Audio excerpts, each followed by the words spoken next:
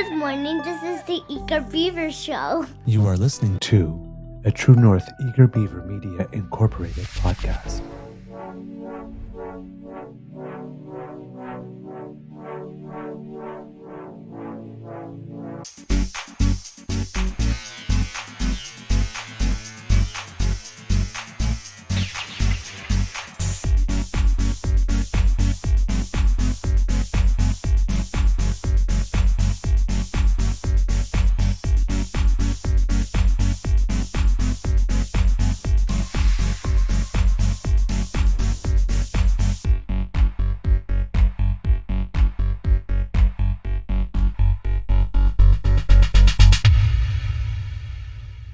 The True North Eager Beaver podcasts are proudly brought to you by our founding sponsors, the Misfit Mysteries from Corvid Moon Publishing, your source for science fiction, fantasy, and cozy mysteries featuring a broad diversity of characters. CanadianTarot.com, your uniquely Canadian online eclectic tarot community, and the Peppermaster, hot pepper sauces made from farm-fresh ingredients to thrill your taste buds and expand your mind.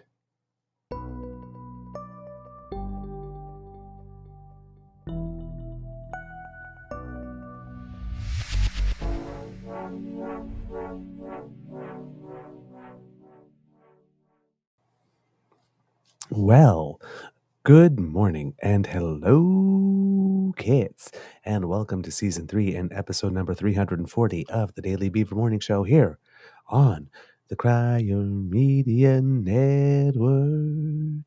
Yeah! Today, recording day is Monday, March 18th, 2024, and it is going to be a wonderful day here at the Beaver Lodge. It's going to be an especially wonderful day here at the Beaver Lodge because it's renovation day. Oh, so what's taking place? They are going to be removing all the siding and putting insulation, proper insulation, and then we're going to be picking new siding and changing the color of our house. Oh, cool. Now, all of that's not going to be done today, but they're going to start today. That's And good. yes, because remember, this is the renovations that would take 1 year, and we're in year 3. Sorry, I'm not laughing at you. I'm laughing with you. Yes, so I'm very excited.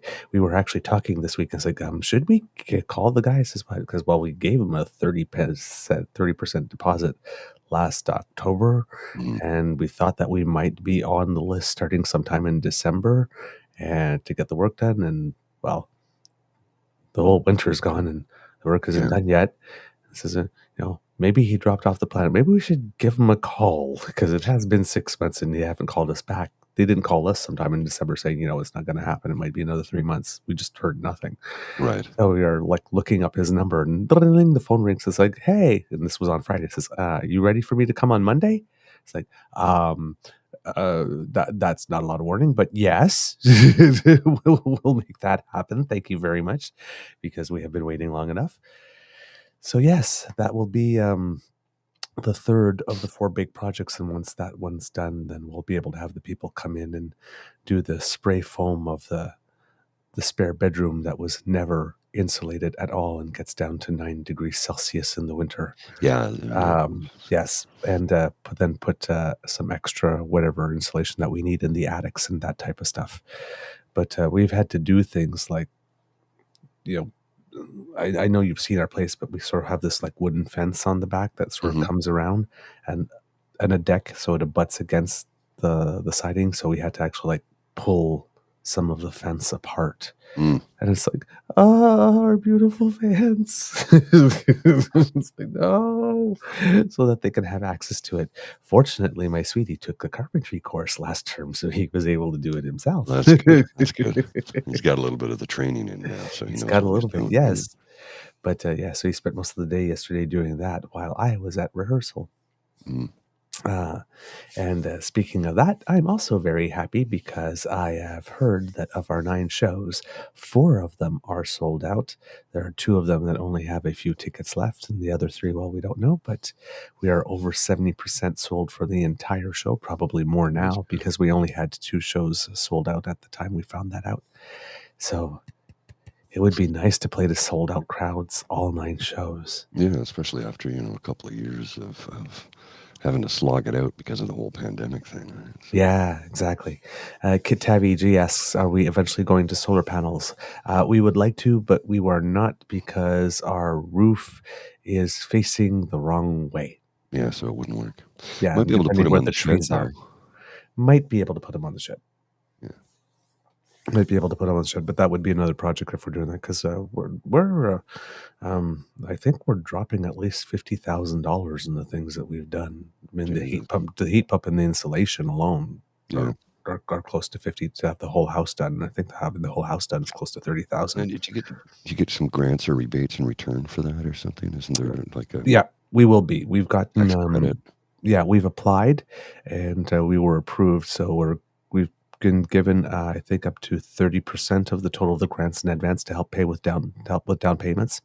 And then once we get all the work accomplished, then we have the environmental assessment person come in because we had one come in at the beginning to get our baseline. They will do the assessment, and when we send that in, we'll get the rebates from the federal government and from the municipal program here in Kingston. If we achieve a certain percentage of GHG reductions, which we think we already have with the heat pump alone, because we've gone from like using X number of cubic meters of gas a month to like almost like 13 cubic meters. Like when, sometimes when the temperature drops a bit, the furnace kicks in before the heat pump starts. Right. So we have a little bit of furnace use. So we think that we probably have already achieved that with the heat pump alone. So it's Insulation will make a big difference too. yeah, and the city one will forgive 5,000 of that loan. And the city one is interest free, I believe, for 20 years and just gets put on our tax bill. So if we do move, the loan stays with the house, doesn't move with us, but the federal one stays with us even if we move. And that one we have 10 years to pay. Okay. Oh, that's good. That's a good way to do it. Yeah, well, I mean, if we had to borrow the money, if you think about it, like when we applied for the loans, the interest rates were still fairly low. Right? It was before the rise. But today, if we were to apply for those loans, we'd be, if I was taking them onto just my line of credit, my home equity line of credit, I'd be looking at about 8% interest. That's a lot of money. On about like $35,000 to $40,000. That's a lot of money. That's a lot of money that's being saved. That's the one, the one quote unquote good thing about the interest rates rising is that for programs like these, it actually ends up becoming a bigger cost savings the more interest rates rise. So, yeah, we're pretty happy. It's like we're going to do like, thank you, Trudeau, for making it less expensive for us to get a heat pump. Thanks. It's just, the irony is lost you on damn do-gooder.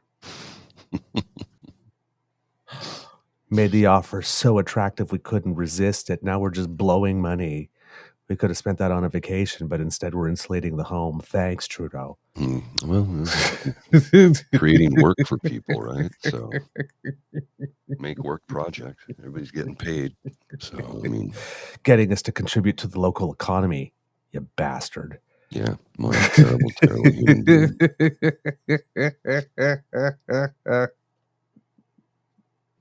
Oh, man. We's just playing, kids. A big thank you goes to our podcast founding sponsors, The Peppermaster, The Miss V Mysteries from Corbin Moon Publishing, and CanadianTarot.com. We're going to have a fun show for you today, Kits and Kubs. And as you can tell by the fact that our intro has been extended, we have a little remix there today. But before we do anything else, Mr. Grizzly, how's your mental health doing today, sir? Jerry's out on that one, to be honest with you. I'm so tired right now. Our lovely 80-pound doggo decided to jump on me while I was in bed at 12:30 last night. I went to bed at 10 o'clock. I was really tired. As anybody was witness, you could see that I had a couple of beers on Saturday. A couple. I saw you like picking up all the cans at one point and going like, when did all those go down? I didn't see all of them open. Over the course of from I'd say about 1 o'clock until we shut her down around 10:30, and something like 9 pints of Guinness. So. Oh, okay. So you started. I rarely. I very rarely ever drink that much. I don't know what prompted me to just keep going. I just did though, and I was feeling it yesterday. Yeah, I was feeling it. Okay. Yeah. I was feeling it yesterday too, but in a different way, actually. I'm, how do you put it? I'm not the 22-year-old beaver I was when I was, No, yeah, or I should say 21-year-old beaver when I was at the height of my dance. And well, this is a musical. And even though it's not like big dancing and all that kind of stuff, I'm old now. yeah, you Or feel if it, not right? old, older. It's not the And age; it's the mileage. Really, is what yeah, it is. and it's like after rehearsal yesterday, the my right, I called it old man hip, but it's not really the hip. It's more in the like the little that back lower quadrant Hmm. right above your butt cheek, Yes, the and on the sciatica. side. And yeah, that when you're getting out of a car, the side that you push off the seat to get your leg up. And I Hmm. was like, oh, I'm feeling that today. This might take me a couple of seconds. Thank you. So it's one of those, I can still get down. It's just getting back up that takes me a couple of extra seconds. Yeah, I I was hear like, you. ooh, yeah, I'm feeling that today. So yeah, I'm yesterday evening I was feeling my age a little bit. Well, as evidenced by the chat, I will let you know that I did something today that I've never ever done before in my life, and I don't ever plan on repeating. But I did it Ooh, anyway because we were in a rush. Got up, got this prepped and ready to go. And she goes, she really has to go out. I'm like, okay. So I grabbed the dog and I'm like, I'm not even putting pants on. I went out in my pajamas. I just didn't give a shit. yep. It's something I swore I'd never do, but I'm like, I don't care. I'm taking her out for 5 minutes so she can pee and then bringing her back in, which is exactly what we did. So I wore pajamas outside of my house for the first time and last time in my life. I don't think that's true. I've never done It that. might have been the first time. I'm not sure it's going to be the last time you have a Oh, dog. it will be. I guarantee you. I guarantee you it's the last time. I was just like, I'm so tired. I don't give a damn right now. And, wearing warm flannels and it's cold and snowy out. Matter of fact, here, look, you can take a look out the window. You can see that there's a little bit of a dusting of snow. It's A not, little bit, yes. yeah, it's We, kind of miserable out right now. It's gray and yucky and, mm, you know, so yeah. yeah.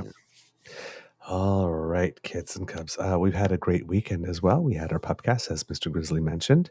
Bit of a marathon. Our pupcasts are long enough, but given that we didn't have to actually leave the bar by 7 or Mhm. something, so people coming in to watch the hockey game Yeah. or baseball game could do it, we kind of went on. So thank you to everyone who joined us. We had some people and kits who appeared on our podcast for the very first time last weekend. Mhm. And it was very lovely to meet you and chat with you. It was a joy. So thank you very much for coming into our home that way. And then yesterday, we finally fulfilled our commitment with the leader of the opposition of New Brunswick, Madame Suzanne Holt, by having an interview with her in French. Her office, because New Brunswick is an officially bilingual province, was Mhm. waiting to have both products, the one in English and the one in French, to start spreading the news around to their own constituents. They wanted to do it at the same time. So we got to do that. It was a shorter conversation in French than in English because we had less time. That's mostly my fault with the rehearsals and everything. I'm trying to squeeze in things when I can and where I can. And you got the times mixed up again. I did get the times mixed up. I keep on thinking it's 1 hour earlier instead of 1 hour later. I Yeah, it's do 1 not hour know later why I there. do that. Yeah. You're like, no, it's supposed to be 6 o'clock. I'm like, it is 6 o'clock in Her Atlantic time. Canada, 5 Yeah. o'clock here. You're like, Yeah. oh shit. Yep.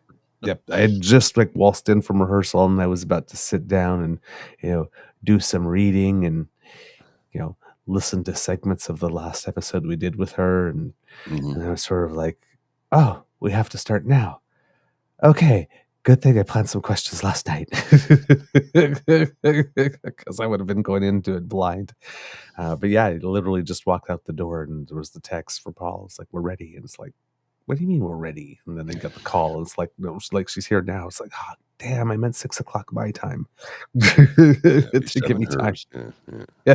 Just she's Atlantic I know. time. Well, it was funny, but it went well, and I Yes. was able to understand, I'd say, about 90% of what you guys were talking about, but I don't feel I can contribute to the conversation that much in French because I struggle with the words, and I don't want to sound like an idiot, and I don't want to butcher the language, so I don't say a lot.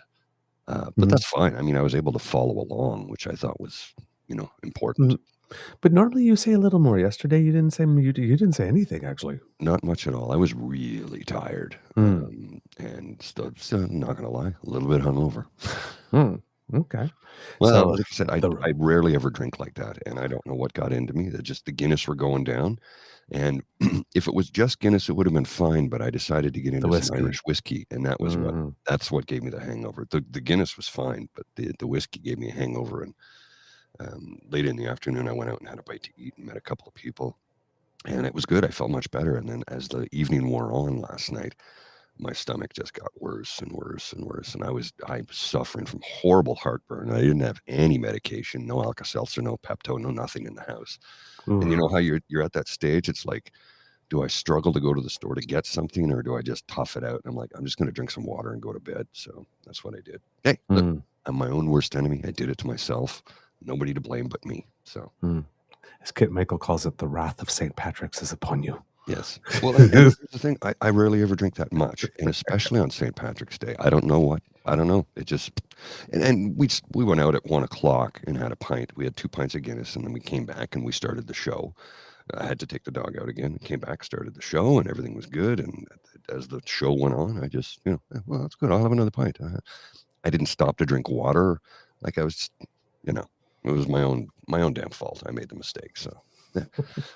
And I'd say lesson learned, but I've done it before. Chances are I'll probably do it again. Yeah. But I've never, I don't intentionally ever do that. I've got guys I grew up with who go, let's get drunk. I'm like, I don't think I've ever said that in my life. Like I've never intentionally gone and done that ever. I know I've never said that. Yeah. I'm like, no, I just I want to get so drunk buddies. tonight. Yeah, that's not my thing. Never has been. Go out, have a couple of beer, you get that 3-beer glow on. It's like, that's good. We're good now. That's all I need. But I went beyond that. So anyway. Yep. That's all right. Life goes on. There's everything in moderation, including moderation. Yes. Yeah. Well, and Michael Pilon, I was the water boy for our group yesterday, making sure everyone stayed hydrated. Good on you, sir. Good on you. Yes. Valuable community service. Yes. Well, I should have Especially grabbed on a the couple day. of bottles of Prime. That would have helped. Ooh, yee. Prime? That's that sort of caffeinated drink. No, it's not caffeinated. It's an electrolyte.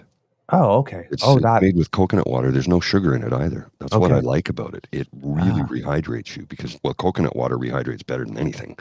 But it's really difficult to find coconut water these days. So I'll just buy some Prime and slam one of those back, and that really helps. Oh, cool. Okay, I'm thinking one of those like heavy caffeinated energy drinks for some reason. No. With the brightly colored cans. Like a Monster or something like that. Yeah, something like that. Okay. Well, Kits and Cubs. Big cliffhanger. There was an election in Russia. Oh, wow, yeah. And who won? Look at that. there were candidates. There were 3 approved opposition candidates.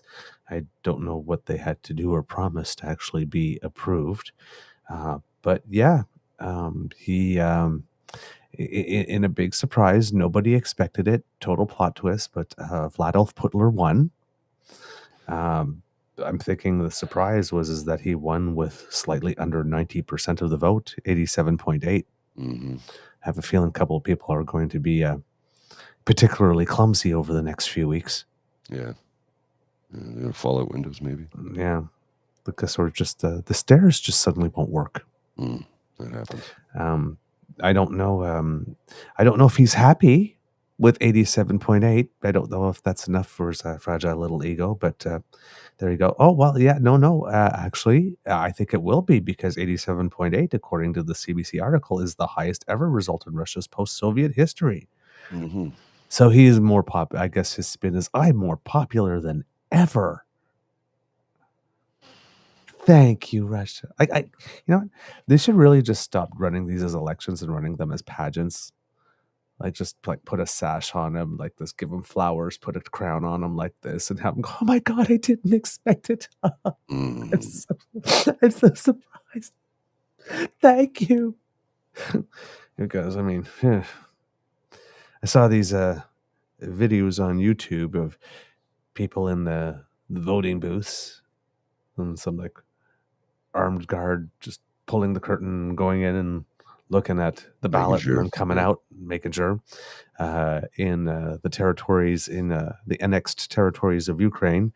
Apparently they were going door to door with boxes and machine guns and said, put your vote in here. Yeah, I've got a video clip here of the let me just bring this up for you. Of the but remember, Canada's a tyranny. Yeah, exactly. Yeah. So yeah, the outcome means that he's got a new 6-year term, his 5th term, and yep, that's the one. That's the video thing I saw.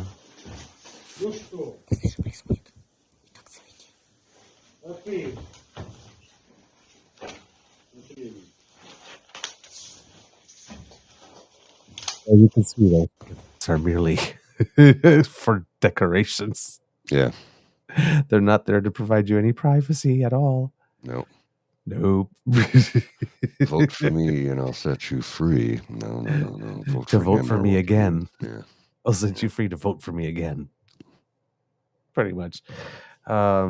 He says that he is planning to spend 1/3 of Russia's GDP on fighting the war in Ukraine, because that's what that war needs, more money. Even though there are sanctions, he has found a way to adapt, mostly by importing products through friendly nations. So even though Apple, for example, has sanctions since participating, well, it seems either like China or Iran are buying all the Apple stock and then sending it to Russia so that the products are still available in there. And with regard to oil and gas, well, he's selling all of it to India and other like nations. So even though it's at a bit of a discount or whatnot, he is finding alternative markets for his products and alternative ways to get products from countries that have sanctions against them inside the country. However, it's not all smooth sailing, because if you think interest rates here are bad because of inflation, in Russia, the central bank increased interest rates 16%. Wow. In order to deal with inflation.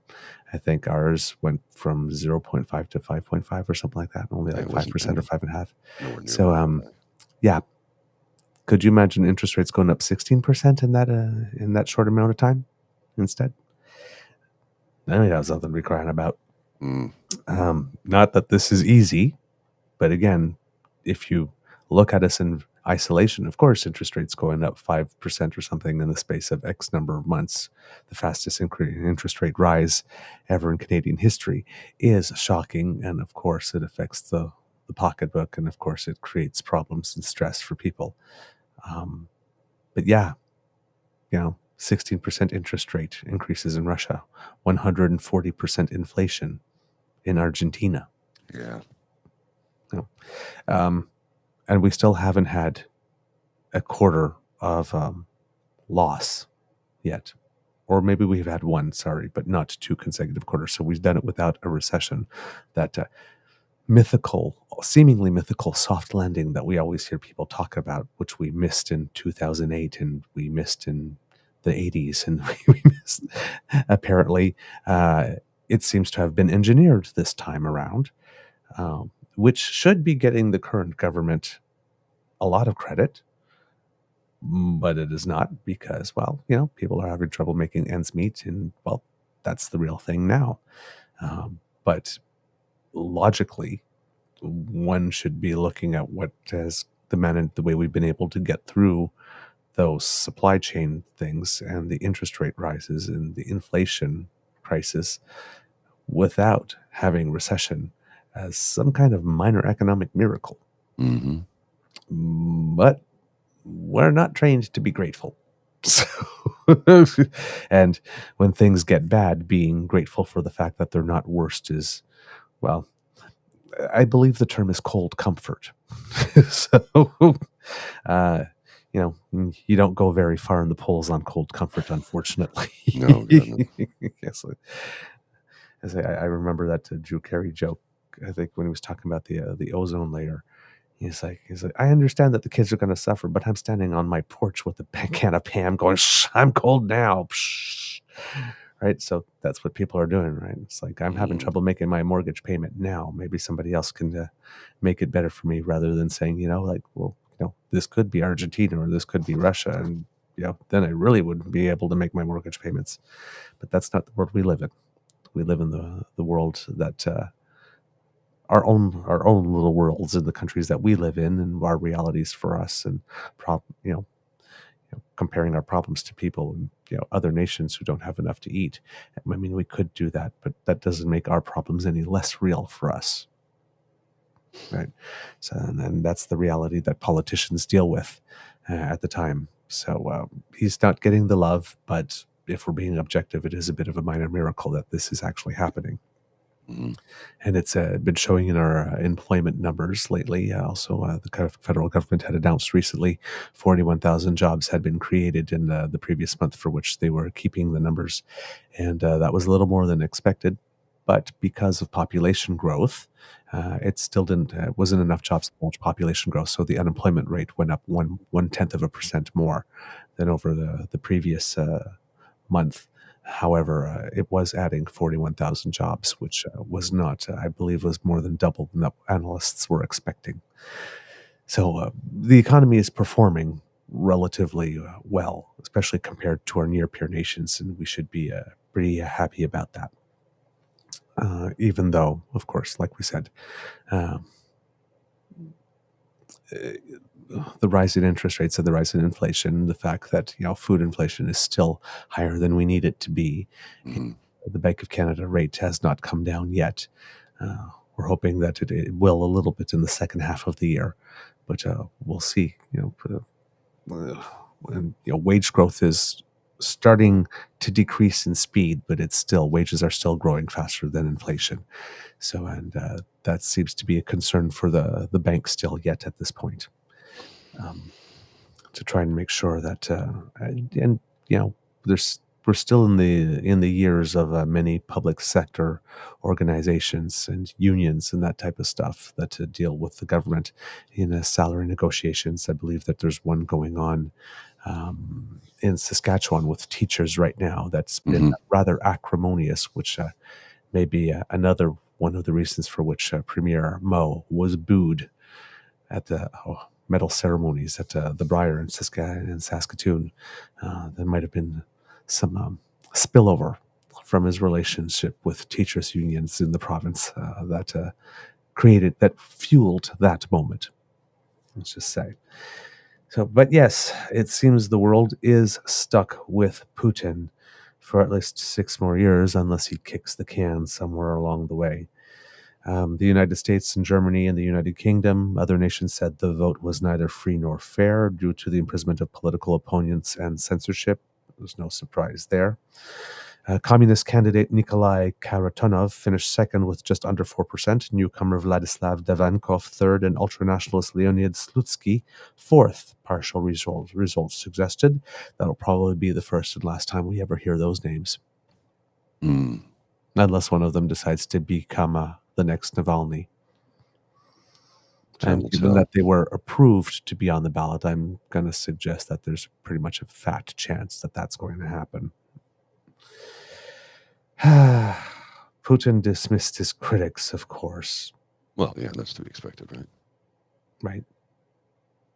He said he regarded Russia's election as democratic and said the Navalny-inspired protest against him had no effect on the election's outcome. Well, of course it didn't. You're the most popular ever. Yeah. You've never been more popular than you are now. That's why you had to have a man killed. Well, allegedly. They can't win by actually playing by the rules, so they'll just make up new ones. Yes. And then, he took advantage of his moment there to not only elevate himself, but punch down a little. So, the whole world is laughing at what is happening in the United States. This is just a disaster, not a democracy. Is it democratic to use administrative resources to attack one of the candidates for the presidency of the United States using the judiciary, among other things? Yes, because that's exactly what you need when you're Donald Trump. Mm-hmm. Putin vouching for you. Of course, in the waters in which he swims, it seems that the people that are voting for him are quite fans of Putin. Uh-huh. They want a strong, decisive leader that will strongly and decisively lead them somewhere they don't care. Mm-hmm. It's all just I don't care where you're leading us. Just be strong and decisive while you're doing it. And I will open up my wallet and spend my diabetes insulin money on you. I just... Mm-hmm. I don't get it. No. I don't get it. But then again, here's the thing, kids. We're not supposed to get it. No. That's the whole point. That's why it's crazy. Mm-hmm. Sorry to use that word in that way. We're not supposed to get it. There is nothing to get. The game is rigged. That's the whole point. There's nothing to get. I mean, clearly, I'm sure if there was a fully democratic election where people didn't have to worry about, being carted off somewhere if they voted the wrong way, that these results would not be the same. I mean, there are a lot of mothers and fathers in Russia whose babies aren't coming home. And in a lot of cases, the leader of the country didn't even send for the bodies. True. So, yeah, I have a feeling that there's a lot of people that would have plenty of reasons not to vote for him. So, yeah, we're not supposed to get it. The man has a plan, and he is making it happen. And unfortunately, it's not a plan that has any of ours best interests at heart. No, of course not. Let's put it that way. So, yeah, more Putin. Yay. Well, yeah. We say it with a bit of a French accent. It's not as bad. Like more Poutine. More Putin. Yay! More Putin. So as you can tell, kits and cubs, by the looks on our faces, we are extremely excited. Mm-hmm. Yeah. Yeah, totally. Yeah, right up there with the greatest moment of our lives. Round of vodka for everyone, past the borscht. Mm. Oh, well. What can you do? It's not like we didn't know it was going to happen. Yeah, there was a foregone conclusion. I mean, we knew what the outcome was. I'm like, I was just waiting to find out how big of a landslide victory it was. We knew it was going to be a landslide victory. Yep. Because they wanted that. Now I have Fleetwood Mac playing in my mind. Because Putin's afraid of changes. Well, this is true. That's why he's still running. In other news, there's been some interesting things happening in Canada.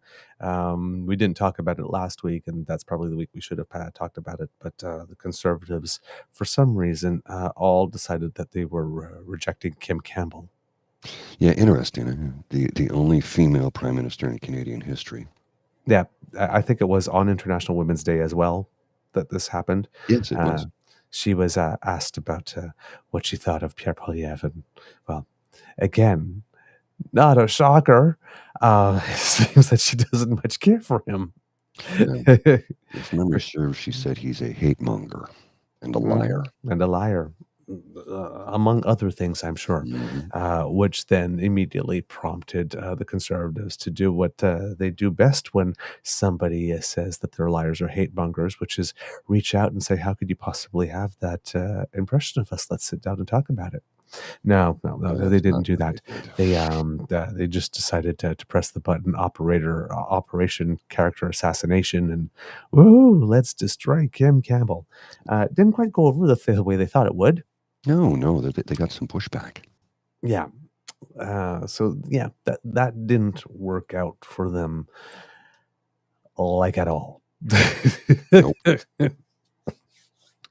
And then I believe, if I'm not mistaken, something we had been waiting for a long time, but it seems that the RCMP finally concluded its investigation into what went on to elect the leader of the UCP a leader ago. When Jason Kenney was in the running and he had it all sealed up anyway, but I guess he decided that 50% was not enough for him. Shades Putin, and decided to have allegedly a kamikaze candidate enter who could destroy somebody else and then pull out, so that Jason could win by a much larger margin. And well, it seems that they have decided that there are no charges. Funny how that worked out, eh? Yes, so the 2017 leadership race, and this is what we say, right? When something goes on wrong with the leadership races, this was the 2017 leadership race. It's 2024. Yeah, so 7 years. The guy had time to fulfill most of his term, literally implode, get removed, have essentially a bloodless coup committed against him, and replaced with the wackadoodle we got now. And she's been there for a while now. And now we finally get it. So if anybody is expecting something to happen to Arpan Khanna or something to happen to Pierre Poilievre because of the alleged India interference in these nomination races or in these leadership races, don't hold your breath. You might turn conservative blue. Because the UCP one, which seemed rather obvious, took 7 years and there's no charges. With the India one, we have the whole international intrigue part and the fact that the foreign government is not going to be particularly cooperative. And the RCMP trying to find out whether or not they influenced a leadership race. But according to the CBC, no charges will be laid following a long and complex Alberta RCMP investigation into allegations of voter fraud and identity theft in the 2017 United Conservative Party leadership race won by Jason Kenney. RCMP announced the conclusion of their investigation at a news conference in Edmonton Friday following a closed-door technical briefing with reporters. Since 2019, the RCMP had been investigating these allegations, so 5-year investigation, and they characterized the investigation as high-profile and extremely complex. They looked into 2 allegations that then candidate Jeff Callaway entered the leadership contest solely to attack another candidate, always with the intention of pulling out and endorsing a different candidate before the vote, and that there were instances of identity fraud in the voting process. Kenney's leadership was tainted by allegations his campaign ran Callaway as a so-called kamikaze candidate to attack and undermine his main rival, former Wild Rose leader Brian Jean. Kenney was interviewed in February 2022 by the RCMP about the allegations. Callaway had dropped out of the race before the vote and endorsed Kenney. Both men have denied their campaigns colluded to undermine Jean. The investigation did not uncover evidence to establish that Callaway or any other person committed a criminal offense. Callaway posted a statement to social media saying he welcomed the RCMP's decision. Quote, "To this day, I believe in my platform to bring prosperity to Alberta, but given the impact of this cloud over my life that decimated my career, relationships, and reputation, it brings modest vindication set against the years of media hyperbole," he wrote. "I thank my supporters, friends, and family that supported me through this process. I truly wish those well that want to make Alberta a better place without ego from any party, but politics will never be in my future." Now, here's the thing that's interesting, is that the RCMP found no evidence of criminal wrongdoing. But Elections Alberta also investigated it prior to this. And Elections Alberta found reasons to levy more than $170,000 in fines related to the Callaway campaign. So I'm not sure what was done that got the electoral body say you broke the rules enough to warrant $170,000 in fine, but not enough for it to be considered a crime.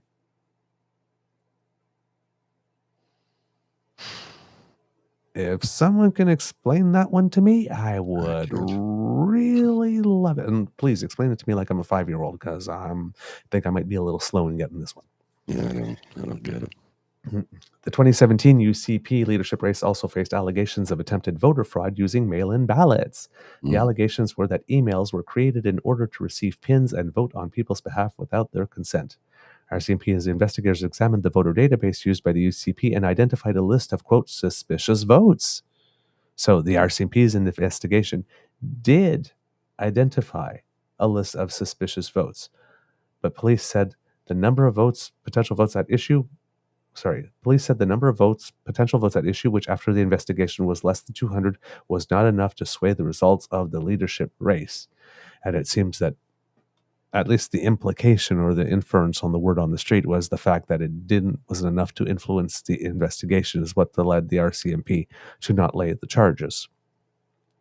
I cannot verify if that's true or not, but if it is, again, it prompts another question, which is, isn't it Elections Alberta's job to determine whether or not the number of votes was enough to influence the result? And isn't it the RCMP Alberta's job to make sure that regardless of its ability to impact the result, if somebody broke the law and trying to influence the result, that's enough and there should be charges? When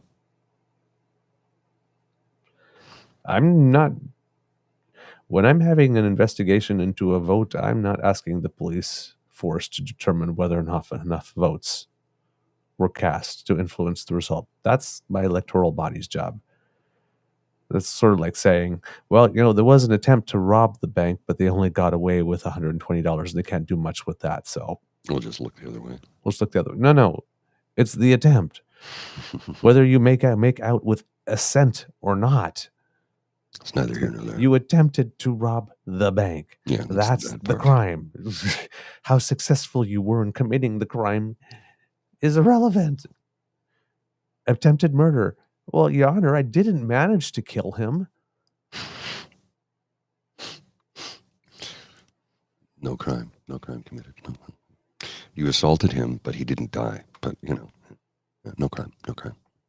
That sounds like a Trump defense almost, huh? Well, I mean, yeah, we did have people, there were suspicious votes, but, I mean, wasn't enough to actually make someone lose. Why are y'all so touchy? It's just, I don't get,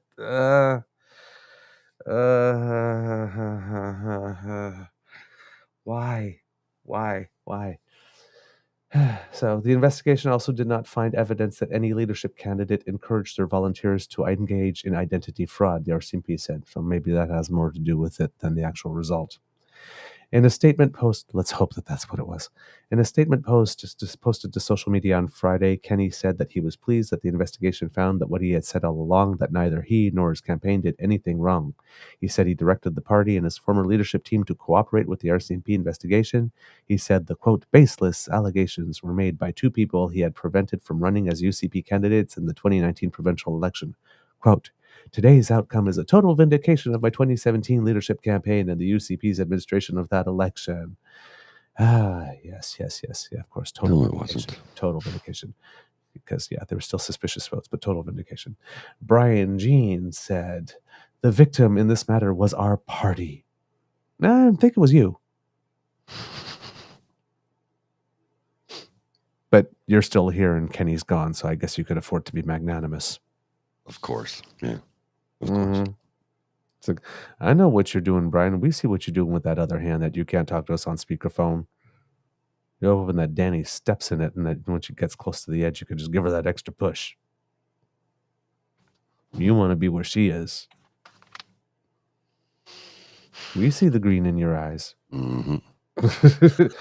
The victim in this matter was our party, which was put together by so many people of goodwill who sacrificed lots to bring together two parties and two organizations into one. Jean wrote, adding that the UCP tightened up the rules for the 2022 leadership race won by Premier Danielle Smith. Integrity and political processes matter, which is why I'm proud of how our party ran the last leadership race. During the course of the investigation, police conducted interviews with more than 1,200 people who examined their UCP membership and registrations forms. While RCMP determined, quote, that there suspected instances of potential identity fraud, there was insufficient evidence to charge any suspect, and there was no evidence that any leadership candidate orchestrated these relatively rare instances, RCMP said in Friday's news release.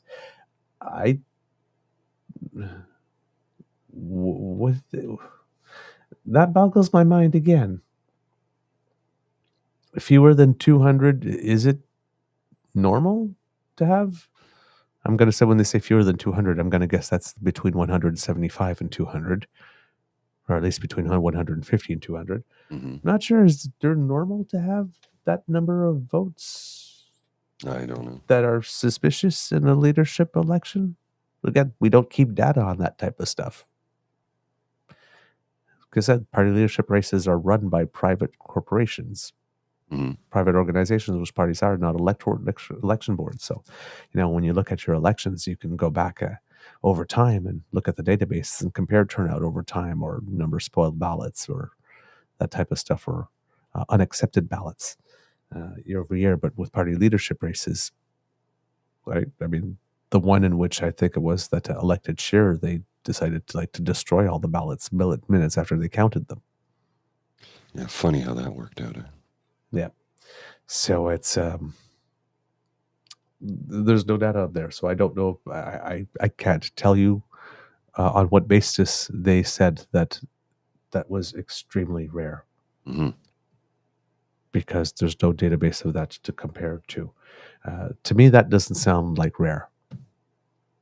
That sounds like a lot. One would think. Yeah. Nothing in the investigation suggested the UCP failed to take reasonable steps to manage their internal process, RCMP Superintendent Rick Janet said during Friday's news conference. Quote, this wasn't a widespread situation. There was no hacking like technological hacking. There was no use of foreign interference. This was a situation where it appears that it is possible that in some cases somebody obtained personal information that allowed them to register and receive a PIN to vote and then cast that vote. And those cases, if they could be proven in court, would still be very, very small percentage of the overall vote. Janet said the years-long investigation was thorough. It's unlikely the investigation will be reopened. RCMP said the case involved more than 65 investigators, 1,200 interviews with voters, 560 other interviews, 12 out-of-province trips by 22 investigators, and 460,877 cents paid in overtime and travel expenses. All for nobody's ultimately accountable or responsible.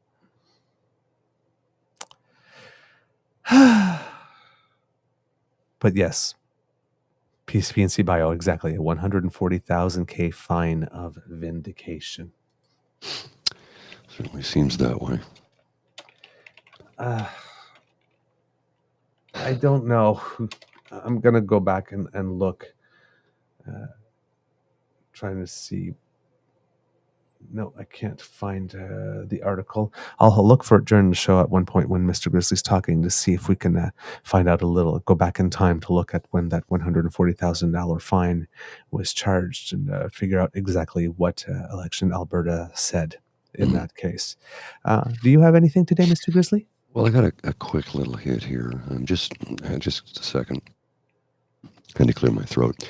Noticing that there's a lot of people online that were, and I'm trying to avoid talking about Pierre Poilievre, but this one was, I guess he had a rally in Halifax. And he's like, the Great Canadian Tax Revolt continues with the support of 2,000 people in Halifax, including an overflow room on Sunday afternoon. Notes suggesting context to be shown with the post. The Marriott Harbourfront Hotel Nova Scotia Ballroom has a capacity of 800 people. Even with overflow, the Marriott can only accommodate 1,000 guests total in its event spaces.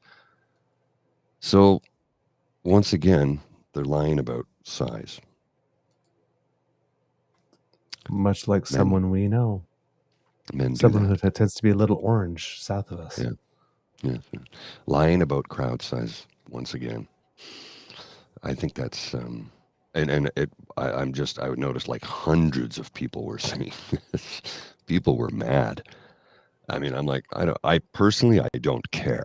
I really don't give a damn. But people were mad. People are just fed up with the lies, is what it is. And the populace is pushing back. So I thought that was interesting. The amount of people that were fact checking him on blatant lies. It's just crazy. And now there's a couple of people that are losing their minds over the fact that Prime Minister Justin Trudeau will be speaking at the state funeral for former late Prime Minister Brian Mulroney. They're like, I can't believe the Mulroney family's letting him do that. It's like, well, they've known each other their whole lives. Like, he's known the family his whole life. They were friends. Brian Mulroney came out and supported the Prime Minister, and it's a Prime Minister speaking at the funeral of a former Prime Minister. This is not out of the ordinary. No, not at all. Not at all. And I mean, okay, number one, people who are doing this, how selfish and arrogant that you think that you have the right to opinions or feelings about who a family, of which you are not a member, invites to the funeral of a family member and invites to speak. Number one, get a life. Grow up. Life, damn it. You don't get a say. You don't need to have an opinion on this. It's none of your feckin' business. It just isn't. Spend your time doing something better.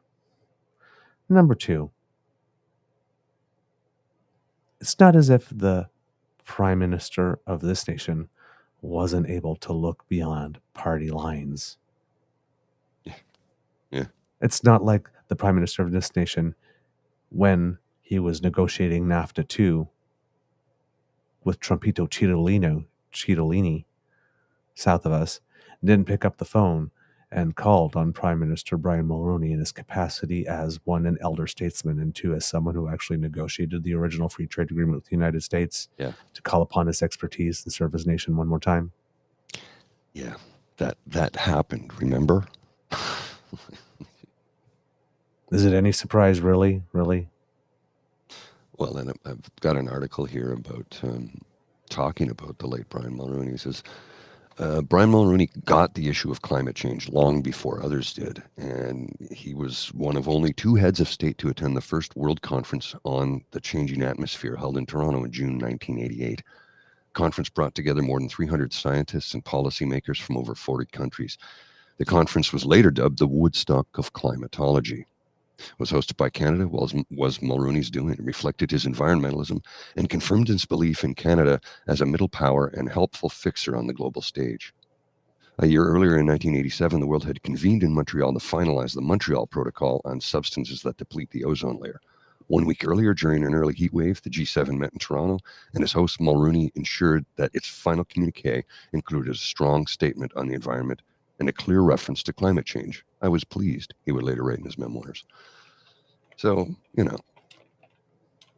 is a guy who was the most environmentally friendly prime minister we'd ever had up to that point in time, and he helped change policy so that in the future we could have a better world.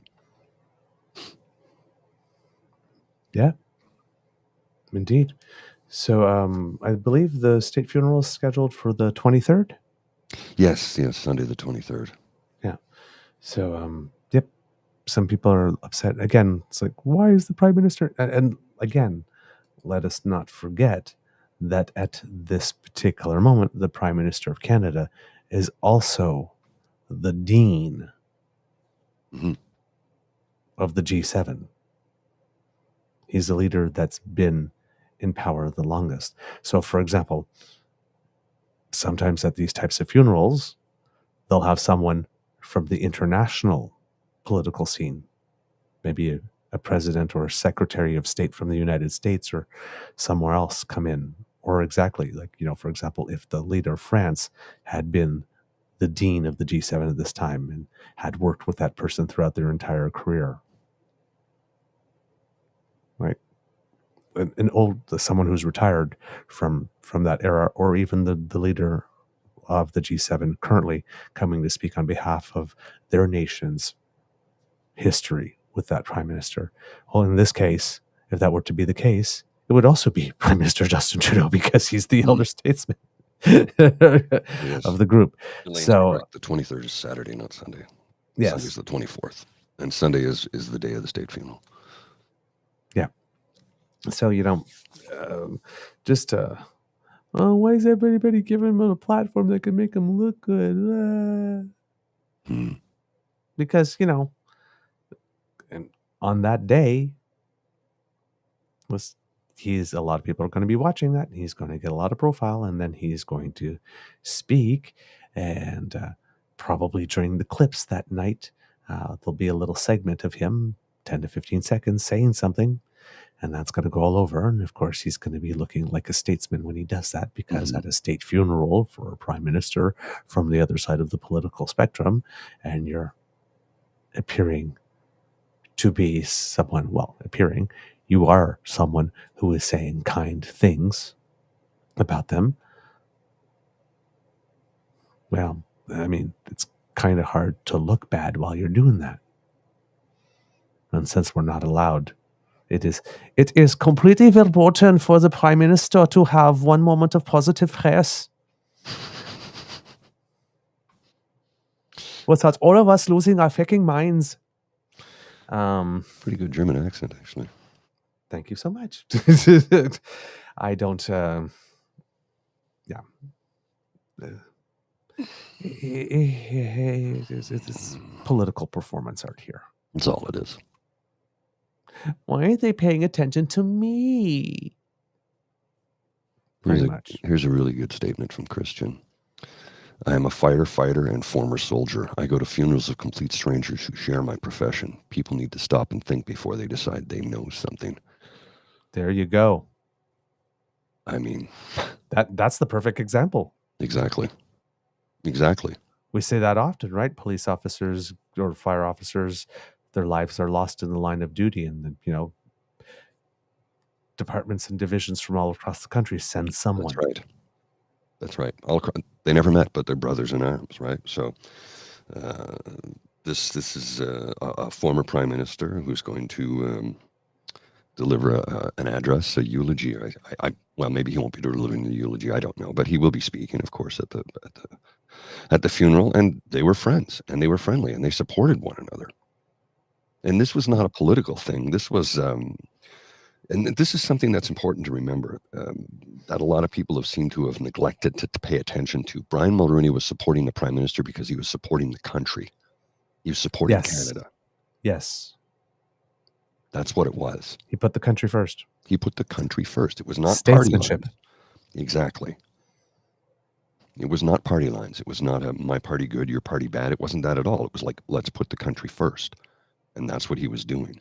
If I were Mulroney, I really hope he did this, but somewhere in his inheritance left a little bit of money for the Trudeau Foundation. Oh, he probably did. He was a proponent of higher education. I know that, but wouldn't that be... Well, that would really burn them, wouldn't it? They were ski buddies too. Justin Trudeau's ski buddy. They went skiing once when he was 12. See, kids, I'm petty in that way. That's something I would have done. It's like, oh yeah, they're doing all of this stuff. Well, I'm about to kick the bucket. Call my lawyer. Let's give a $20,000 donation to the Trudeau Foundation. Let's make them real mad. I don't care. I don't care what they say about me. I just want them to keep talking about me after I go.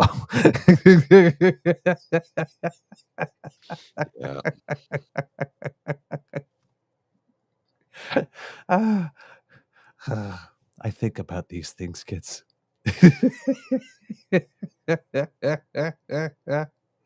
Oh man. Yeah. So losing their minds. The next thing that's going to make people lose their minds, unfortunately, this one, is that the NDP, I can't tell if this is a stirring the pot move or if this is an earnest move, because we know that the NDP does believe in this issue. But they are presenting a motion in Parliament that calls for an immediate ceasefire in Gaza, as well as the release of all the hostages, the suspension of all trade in military goods and technology with Israel, and the reinstatement of long-term continued funding for the United Nations Relief and Works Agency, UNRWA.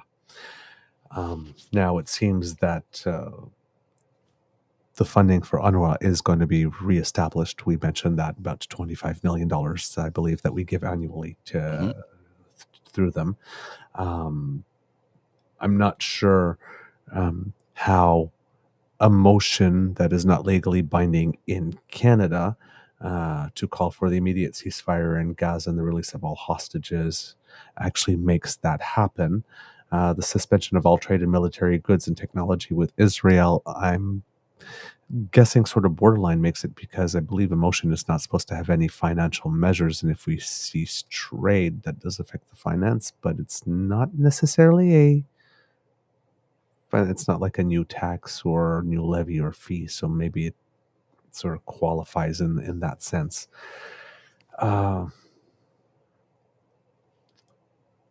NDP knows that there are tensions within the Liberal ranks with regards to what the government's position is, because, it's a bigger tent party, and there are people that are more pro-Israel in it, and there are people that are more pro-Palestine in it, and there are people who would want the government to take a firmer stance on one side rather than the other, and there are some people that would rather that the government really straddle the middle on this one. And, the issue comes up, and it's an issue that does inflame passions, as we have seen on our streets. So it would no surprise that it would inflame passions, and it has in our press as well. So there's no reason it would not inflame passions, in the caucus meeting room as well. And so, yeah, it's kind of hard to see what the intent of this motion is. Now, for me personally, I see motions like this as a utter and complete total waste of time. When we're talking about virtue signaling, this is it, because there's not actually anything that we can do as Canada to provoke an immediate ceasefire. We can sort of ask for it, but it's not like we haven't been asking for it. We've been asking for it for a long time. And it's not like we haven't, it's not like we haven't been asking for releasing of all the hostages, like pretty much since day one. It's not like our statements in Ottawa, by the way. There's a daily protest. Oh, yeah. I see it every day. Walking home from work, there's always a protest. And I'm like, look, it's peaceful. It's a march up the street to the Hill. It might be an hour, maybe 2 hours at the most. And, it's organized. They have a planned route. The police are there as an escort. I'm like, okay, I get it. But I don't know how you're affecting any change. I don't know what you expect us to do as a nation. Call for an immediate ceasefire. We've done that. Call for release of the hostages. We've done that. And every time we intervene in some type of way, when we're talking about a path forward, right? Path forward, it's like, yes, even though we need to talk to Hamas about releasing the hostages, the path forward for Israel and for Palestine does not at all include Hamas. Because nothing happens until the hostages are released. I mean, it's almost like standard boilerplate at this point. Oh, yeah. No, absolutely. Right. So I'm not sure what this accomplishes more in a real sense. I know for Canadians who are affected by this, yes, they want to see somebody doing something, anything, standing up. The virtue signaling does matter. So people standing up and being counted and showing that they support and all that kind of stuff. But I don't know what it changes on the ground for the people that are affected there in any concrete matter. I do know that it throws something into the House of Commons, given that there are already tensions within the Liberal ranks that can exacerbate it, because every time you have to talk about the subject, well, then the passions return. On the Conservative side, I don't see much chance of the Conservatives supporting this motion, because the Conservatives have really fully gone all in on being pro-Israel, and then every now and then they'll do something performative for Muslim Canadians, because they're hoping that there are enough of them that are I don't know what the word is. I don't want to say stupid. I don't want to say silly. I don't want to say not respecting, having lacking self-respect. But whatever the word it is, to still vote Conservative, even though they've shown them time and time again that they'd be willing to throw them under a bus at a moment's notice for convenience and expediency. So, I mean, since 9/11, I personally don't see how any Muslim in Canada could vote Conservative. I don't understand why they would. You're voting against your own best interest. Well, you're voting against a party that literally despises you. Yes. And keeps on feeding into the violent Muslim stereotype, because the only time they seem to be your friends is when they need violence committed against another group that they also don't like gay people or trans people. Mm-hmm. So, but there are still some who are voting Conservative, and I guess so every now and then, just like he does with Ukraine, every now and then he'll go into the Ukrainian committee and says, we will always stand with you, even though we don't vote for anything that you actually would need that would help you, but we will stand for you. Yeah. And I guess for some people that's enough. And they're not looking for consistency of behavior over time. This motion was initially set to be debated on February 29th, but it has been delayed. It's set to come before the House of Commons today. And the NDP source says that any changes to the motion would have to be made through an amendment to the original motion, which is sponsored by the NDP leader, through the party's foreign affairs critic, Heather McPherson, acting as the point person. So given that this motion is sponsored by Jagmeet Singh specifically, this clearly is a strategic decision in some way. And I don't want kids to be, regardless of where you sit on this issue, to be upset by the fact that I'm pointing out that this is a strategic decision, that I'm not looking at this as a pure altruistic, we just really care and we want to do the right thing and be do-gooders. Mm-hmm. Everything is positioning and strategy and politics. Everything. So even the stuff that you genuinely mean from your heart, mm-hmm. right? There's still media lines prepared for them. There's still an event of some kind or an activity. They're often chosen to be announced on a day that might be relevant or at a time. Something. So there's always some strategy and some positioning going on, no matter what. That's politics. That's the game. It's how you play it. So, but on this one specifically here, because it inflames so many passions, when you want to infer or outright suggest or even just outright explicitly say, which is what I'm doing in this instance. I'm not inferring or just suggesting. I'm outright saying it. This is a positioning thing. Because of the amount of benefit it can do on the ground. Doesn't necessarily mean it's a bad thing. But we need to be eyes wide open about what it is. Yeah, fair enough. Fair point. You can make a good decision, and still decide to market it or be strategic about how you put it in a manner that advantages you as well. There's no reason a good decision can't accomplish two things. Well. So we're keeping our eyes focused on the second thing seeking to be accomplished by this decision, not the first one. So, but yes, we're going to have some tensions. There's going to be there'll probably be one or two people from the Liberal caucus this time that will be coming to a mic at some point and, saying, I can't believe my party's doing this and I'm not for it and whatnot. And then Conservatives and NDP will try to run with that. And, but okay, that's the game. So don't hate the game, hate the players. Very true. In this case, sometimes you got to hate the players.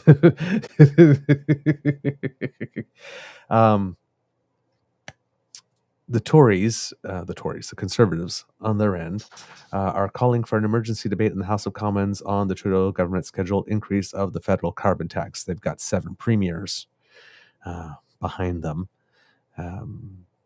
The Prime Minister, as we mentioned on the previous show, came out and called some of them some short-term thinkers here. And this also is a positioning exercise for the Conservatives. We know that they claim that they believe this. I don't know how much they truly do believe it or whether or not they're exploiting it cynically.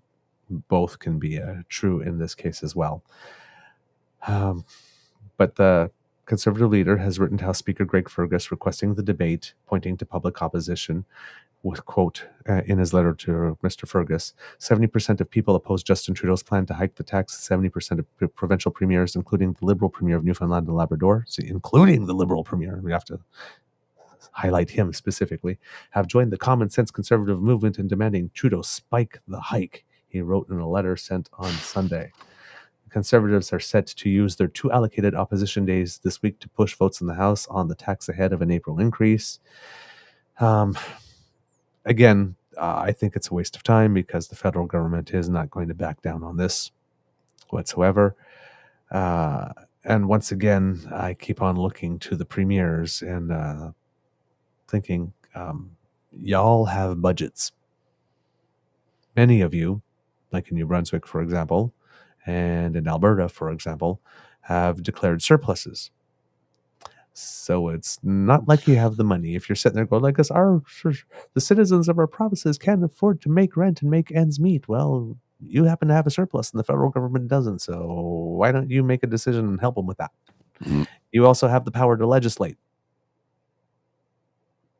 You have the power to decide that you are going to do the bare minimum to make sure that the carbon federal backstop does not apply in your province so people don't have to pay it.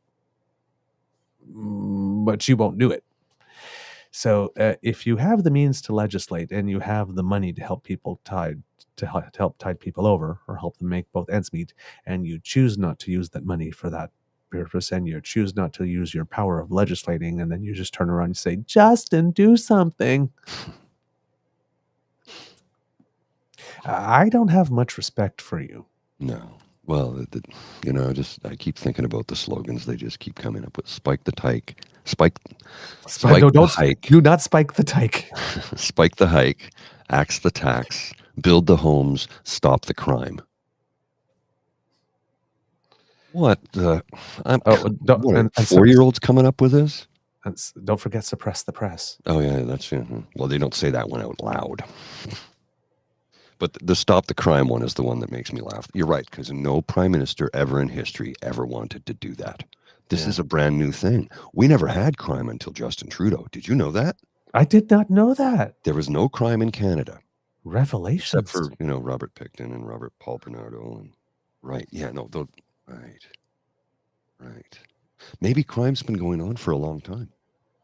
Did I Dean miss? Del Mastro. Dean Del. Oh, sorry. Sorry. Oopsie. Oops. Not in the same category as Picton, of course. But sorry, yes. That just did my bitchiness just slip out? I'm sorry. Yeah, it's okay. It's just I'm a bad beaver.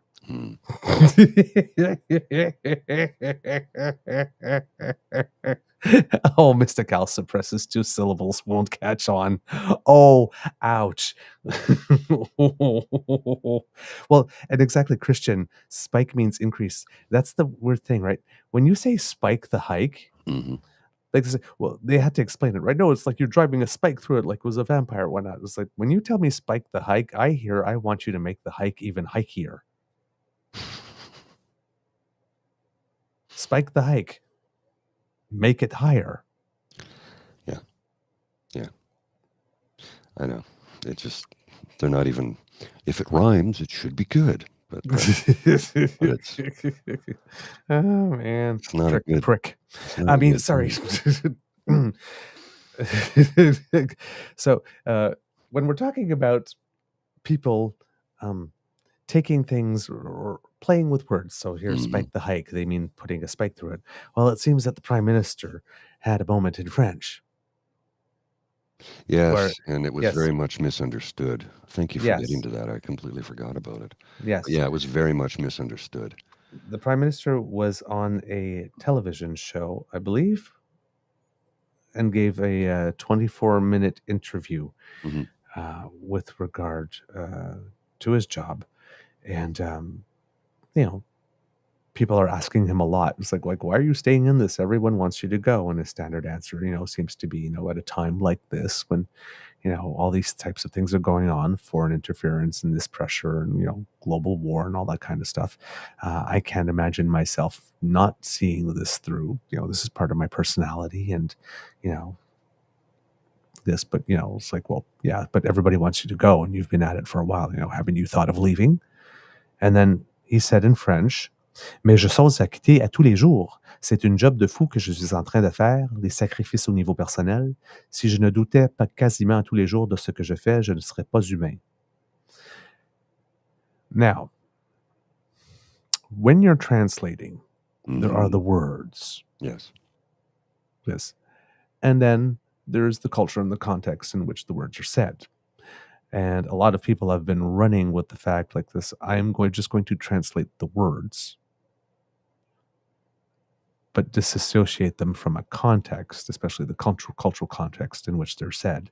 And I'm going to run with this interpretation. So, mais je songe à quitter tous les jours is, yes, songe can be dream, but songe is like, I wonder or I think about it or it crosses my mind in that sense. So she's basically saying, je songe à quitter tous les jours, which could mean I dream of leaving this job every day, or it crosses my mind. The thought of leaving this job or quitting the job crosses my mind daily.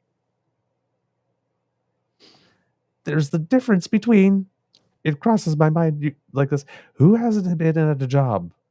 Yes. At one point, like, for example, where things get particularly frustrating, you sit there and it's like, I do not know how much more of this I can do. Or it's like, or why the hell am I even doing this? It's only human. It's only human. I love my job, but there's days when I'm like, I just want to go home.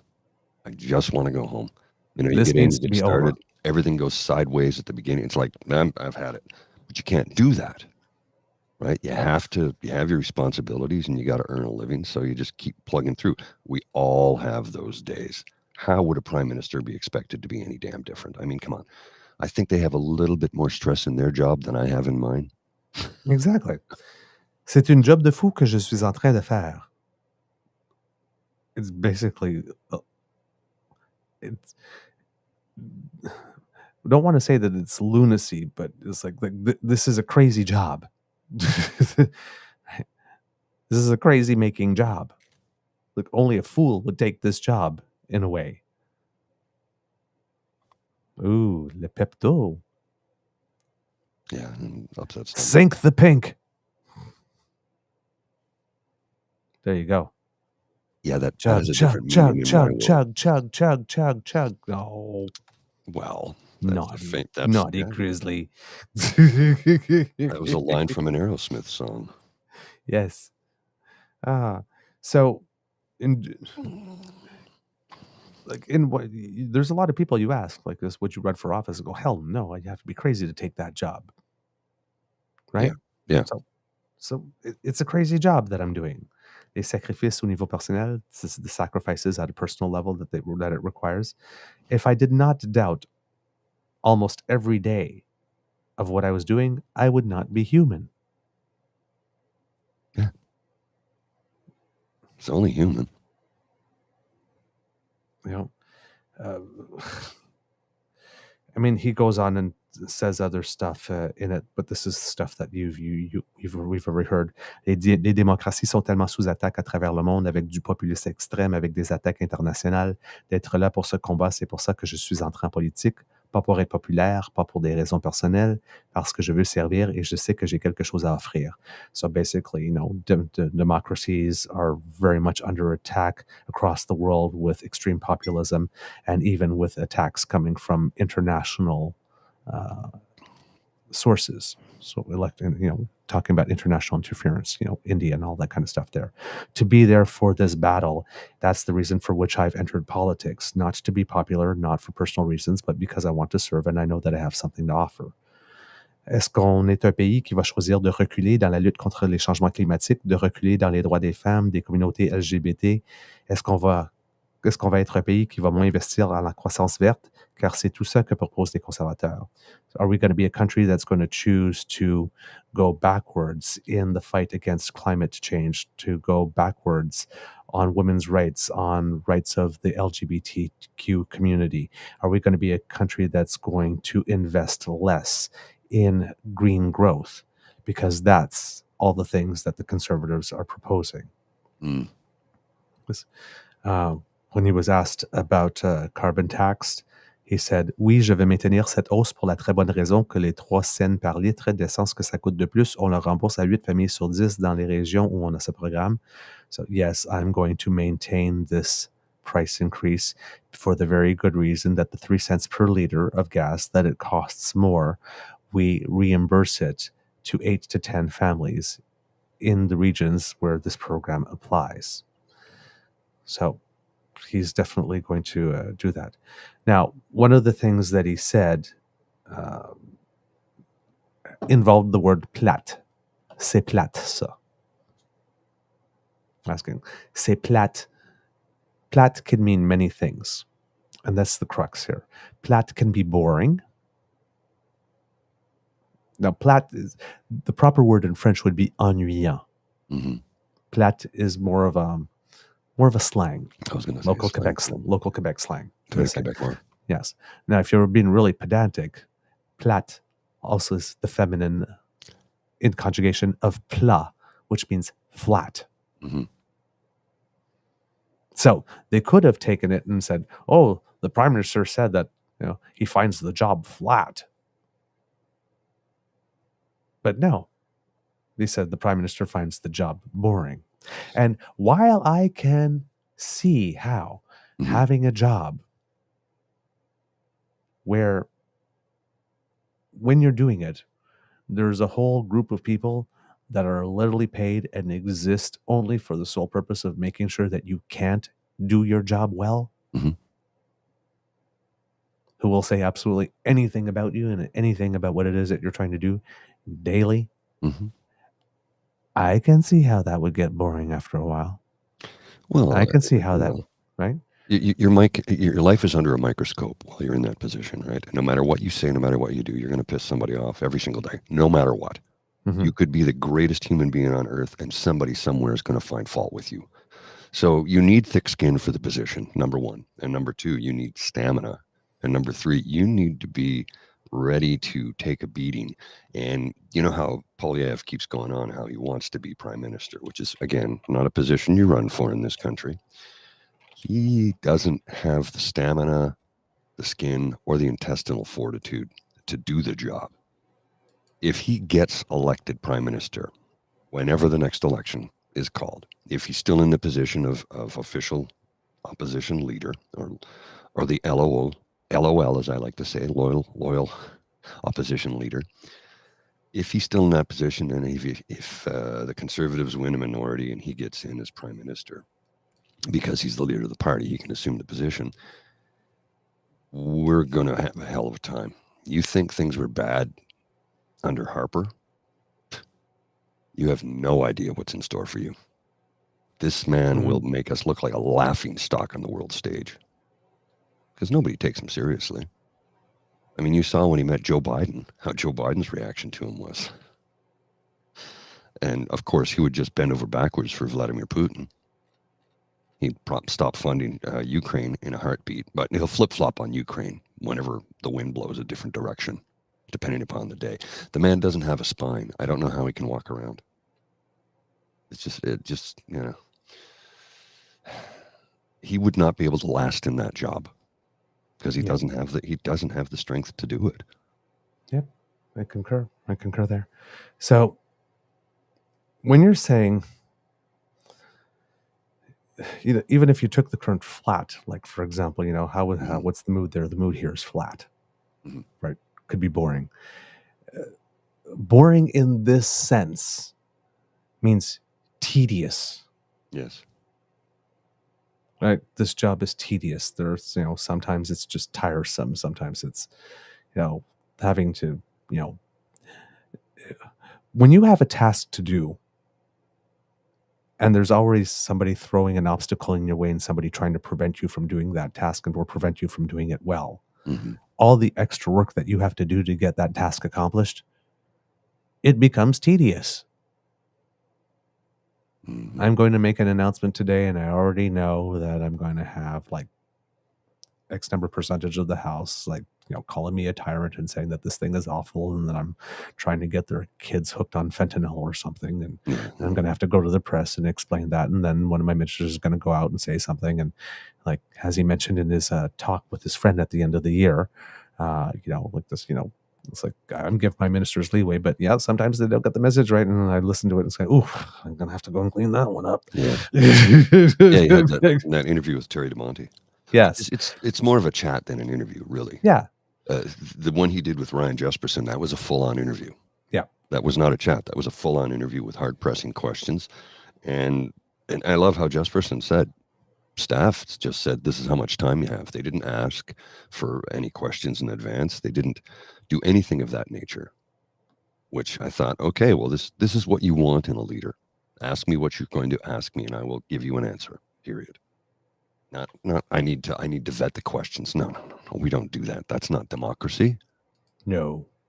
That's not how democracy works. Nope, not at all. So, yeah.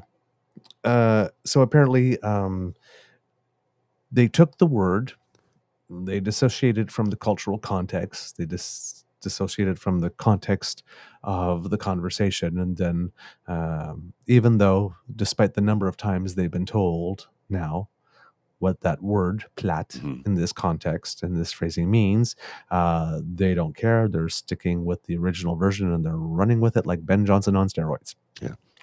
So, this is a case of knowing the words and not knowing the culture.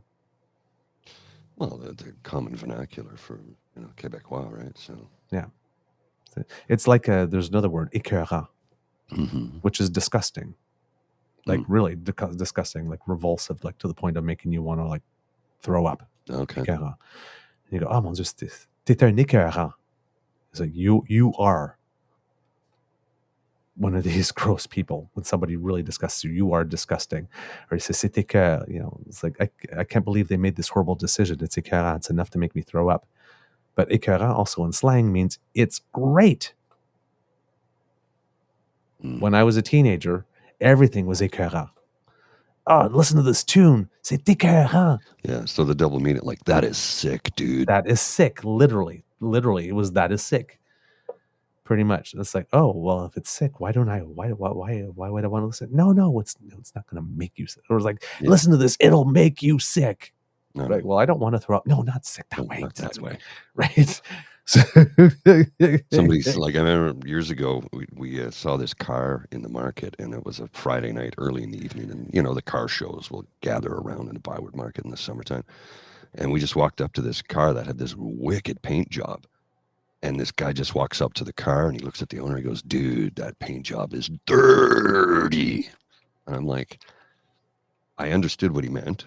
I do. The owner of the car understood what he meant, but I'd never heard it used in that context before. This is about 25 years ago. That is dirty. I'm like, okay, all right. When you're using a term that normally means one thing to mean another, it happens in multiple languages. I think more so in English than anything else, but Yeah. Well, or like thirsty. It was like, oh, don't be thirsty. It was like, oh, he's so thirsty. And it's like somebody brings him a glass of water. No.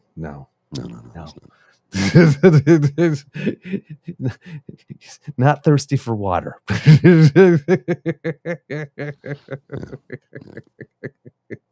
But thank you. Thanks. I appreciate the hydration, but that's not what we were going for. Oh man. So I had a chance to go look at these things a little bit, and when we're talking about some of the elections Alberta fines against that were levied for stuff that was going on. Former United Conservative Party leadership hopeful Jeff Callaway has been fined $70,000 for irregular campaign contributions during the race. The fines include a $15,000 penalty for colluding with Calgary businessman Robin Lohr in order to circumvent a contribution limit. So this Jeff Callaway was a shining example of democracy. So it's not that and here's the thing, right? It's like, well, there was no collusion to affect the results, but it was found by Elections Alberta that there was collusion to circumvent a contribution limit. I was colluding, just not on that. Just wasn't that. There was collusion, yes, there was. Just not on that. Not on that thing there. They also included soliciting or accepting a $60,000 contribution the contestant knew or ought to have known was from a prohibited person or entity. The money allegedly was funneled into the campaign through a corporation controlled by Lohr. That money was then allegedly used to make contributions in other people's names. The majority of fines parceled out in $2,000 chunks are for furnishing money to others for the purpose of making a donation to the campaign and for then accepting that money as a contribution. Randy Keir, Callaway's former campaign manager, was also fined $10,000 for donating money that was not his own. Ah, yes. Callaway wasn't the only one with fines revealed by the commissioner. Jennifer Thompson, who was part of an attempt to halt the commissioner's investigation during the recent Alberta election, was fined $5,850 for donating money furnished through Lohr's corporation, Energize Alberta. Darren Thompson, also part of the injection attempt, was fined $5,250 for donating money that was not his own. Now, when one person donates money that is not their own to your campaign, that's a bad thing that happens that you can handle it. When two people do that, it's kind of a coincidence. If there are more than three, what are the odds it's a conspiracy? Yeah. I'm a big believer that too many coincidences are not coincidences. But maybe that's just my cynical beaver heart. I got a tweet I want to put on the screen for you here. Well, it has to do with Alberta. And anyway, I'll put this on the screen and then we'll read it in a sec here. Barney Parnofsky's best intention. My name's not Gordy. The oil and gas sector tops the profitable list by far with a $38 billion increase in profits, or more than 1,000% since 2019. Other highly profitable sectors include mining, banking, grocery stores, and food manufacturing. Spike the hike. Which boils down to this. They're trying to blame the carbon regulatory recovery fee, which is going up 3 cents on the cost of everything, except we're getting gouged by billionaire corporations because they can do it, and there's nothing we can do to stop it. They just keep marking up the price because they feel like it.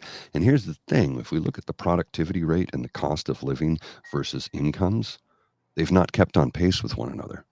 Productivity has far outstripped income in relationship to it. The cost of food, the cost of rental, housing, the cost of everything has gone up and not in relationship to your income. So we're getting screwed over here, folks, but it's not by the Prime Minister of Canada, by profiteering corporations, which is why we need unions now more than ever. And I'm serious when I say that. We need them now more than ever because this late stage of capitalism is really, really taking a strip out of people. Okay there? Yep. Just okay. A double sneeze. Oh my. Sorry. Oh, that one rattled my brain a little bit here. I know what that's like. That's never fun. It's never fun when that happens. Oh boy. Yeah. So, kids and Cubs. Conservatives are having an interesting time with lying about their crowd sizes and having former leaders of the Progressive Conservative Party calling out the current leader as being a liar and hate monger. I believe that her actual quote there was, and I heard the interview. The brevity of it is amazing. I think he's a liar and a hate monger is what I think he is. So that about sums it up. It's like, cold blooded. Tell us what you really feel, Kim.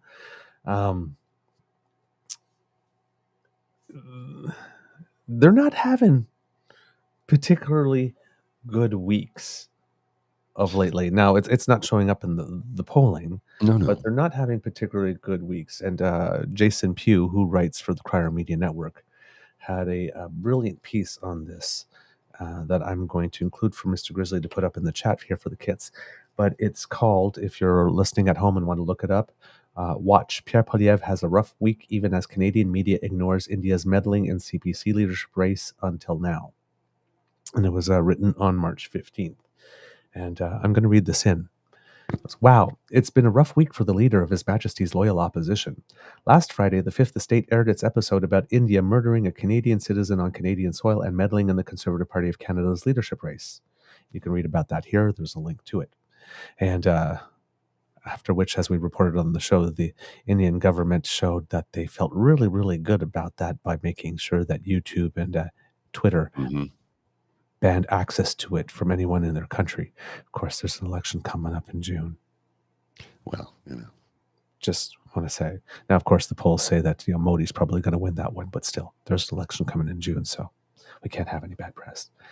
Yesterday, Yaro Geisbrek posted this video in which Poilievre says he'll make cuts to all foreign aid, which would include Ukraine. And there's a video with him, I think, giving an interview to something, a radio station called Red FM, I believe, or DFM, to a man, a host who is wearing a turban. So I do not know if he was there to pitch something immigration or whatnot, or was just going to small community-based ethnic radio and media, because that was a thing that Harper did as well to get around mainstream press, going to smaller groups that did not have the capacity to fact check in those bureaus to be able to get the message. Some of the smaller organizations, if you get a press release, they'll just print the press release because they don't have the resources to be able to go out and do the investigation or to provide context around it.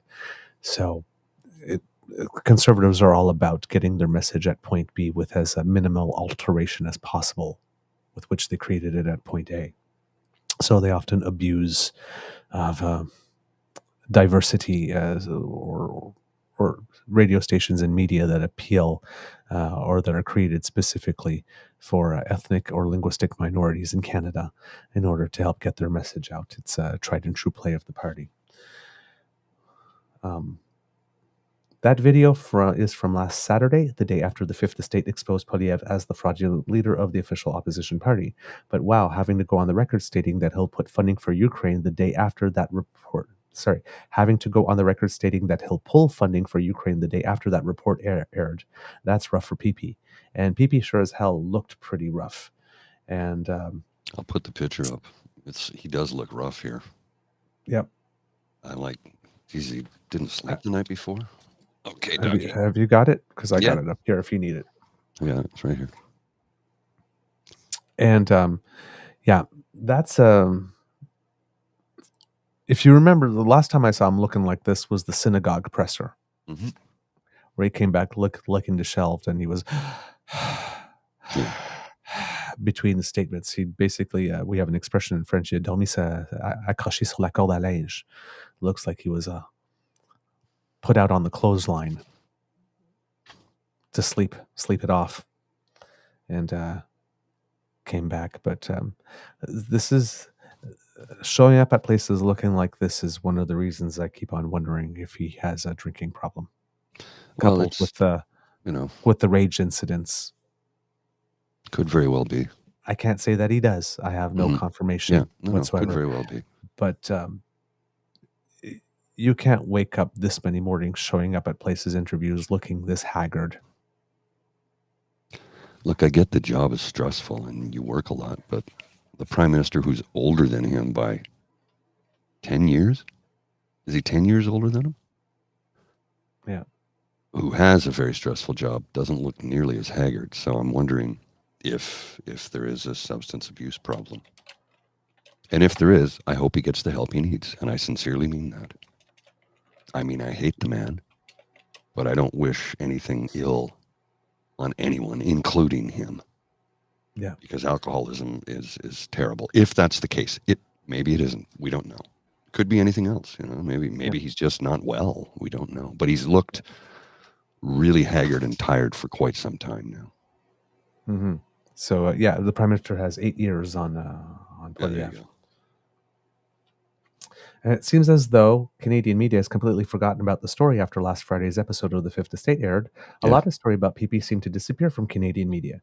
Things like Pierre Poilievre paying for the fake whistleblower's legal fees. You remember the one that took out his rival in the CBC leadership race, Patrick Brown, who we found out through the Fifth Estate report was the candidate trying to be hobbled by the government of India. But in one way, that wasn't much of a mistake, because we found out during the campaign that Patrick Brown, who, when he was running for the leadership of the Ontario Progressive Conservative Party, was banking a lot on his personal friendship with Modi as being something that would be beneficial to the province, now all of a sudden being blocked access to anyone pretty much within of note within the Indian government while he was running for the federal leadership race. So that friendship certainly didn't pay off for him, at least. Mm-hmm. They did end up asking Pierre about it once, and he shows a clip of Pierre being asked why he paid for his whistleblower's legal fees, who took down his main rival. And he basically gave a short answer and ran away. And as Jason says, okay, that's it then. Okay, nothing more to see here. Folks, move along. I wrote more about that here and cites an article there. Or the whole refusing to get a security clearance issue, calling it a trick and a trap meant to silence him, which led to this meltdown by CPC MP Michael Cooper. So running interference for PP there, and also, led to other breakdowns from PP, particularly with members of the press. Speaking of Chinese interference, Pierre Poilievre also stood in the House of Commons and admitted that when he was Minister of Democratic Reforms, he knew about it and did nothing to stop Chinese interference. There was indeed that moment. Mm-hmm. And again, he posts a link to that video, and, media stopped asking him about that too. Yesterday, Don Barlow reported that Pierre Poilievre had members of the media removed from his event after his speech. He was in Corner Brook a couple of days ago. Yes. Summoned all the media to come over. All the media did. And then when it was over, he said, by the way, we're not going to have a Q&A session here. Thank you, stenographers. To which the entire press corps that was there said, no, F you. We're asking you questions. Says, well, your questions are, you're not welcome here. Well, welcome or not, it's our duty to be here. So we're going to ask questions. So belly up to that mic, boy. Apparently that was not the response of the press there. I guess they just went, oh, okay. Way to fight for us.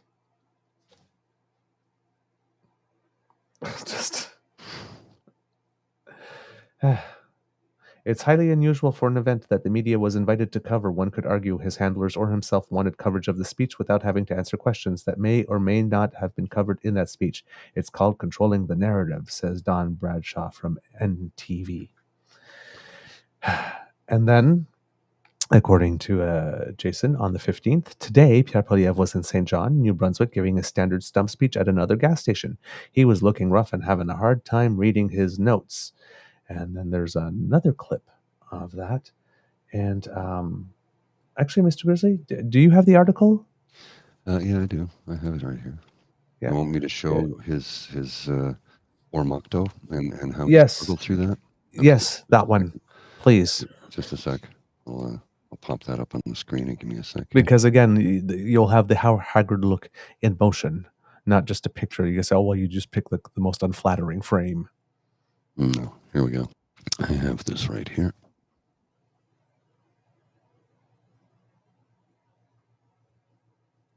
A down payment takes 25 years to save up in Toronto. You used to be able to pay off a mortgage in that time. 67% of Canadians believe, after 8 years of Trudeau, that the next generation will be worse off than the one that came before. 50 military families in New Brunswick are using a food bank. We have CBC Nova Scotia reporting that Nova Scotians got extreme power bills recently, which are leaving many of them choosing between eating and turning the lights on. There are now 35 homeless encampments in Halifax. The hydro stuff is provincial, and the homelessness help is also provincial, buddy. Yeah. But you see, he's looking very puffy. Yeah, he doesn't look good there. Well, and I have another clip here. This is a separate but related clip I will share with you in just a second here. And this is Greg McEachran discussing that India election leader incident. Let's just watch this. It's about 2 minutes, and just enjoy this because it is enjoyable. Sudden, it seemed like everyone, in the rush because you were angry at Justin Trudeau, you were siding with India. So I encourage people who may have jumped into that rush to watch this. But there's a really interesting thing at the end where it repeats allegations that the Conservative leadership had the involvement of Indian agents in terms of buying memberships to help tip the balance for one of the candidates. And I find it remarkable that documentary's been out for about a week. And after all the heat and fury around this subject last fall, no one's talking about that this week. Mel, it is an interesting one, the role of India in domestic politics. Also interesting that this documentary has been banned on YouTube in India at the government's request, citing national security or some other reason. What's your take on this one? Yeah, this has been an issue, when I worked on the Hill, when I was still working for the NDP, is an issue that we obviously paid close attention to, but also we didn't have the choice. We were always asked about it anytime that those divisions about India, Sikh, like that was something that Jagmeet was asked often, and I think sometimes unfairly asked. So the unbalanced, or the fact that some people would talk about it and others weren't, that was something that Jagmeet has to kind of do that delicate dance all the time. So when we see that sort of stuff and we see the behind the scenes stuff, we've talked about foreign interference and how there may be some foreign interference from China. We saw New Democrats talk about we need to expand that and talk about India because some of those conversations were happening about how that had to do with the last election as well, whether it affected politicians here or whatnot. So I think the lack of follow-up on this, I think, to your point, is telling. But I do think it's scary. A Canadian was killed on Canadian soil. This is something we should all be taking super seriously. All politicians, everybody across the board, should be taken seriously. And I hope we don't see this continue to not take up space. Okay. Yeah, the special's been out for a week, right? Yeah. And barely a mention in mainstream media. Yep. And she makes a good point about, whenever there's anything having to do with Sikhs and Indians, Mr. Jagmeet Singh, because he wears a turban, gets asked about it all the time. But the party that is alleged to have benefited from direct foreign interference from that government is not being asked a thing. Yeah, you remember how they were bragging about how many memberships they sold. Yep. Remember that? They were bragging about how many memberships they sold to the party. Most ever in Canadian history. Oh, that's because they weren't Canadians, apparently. I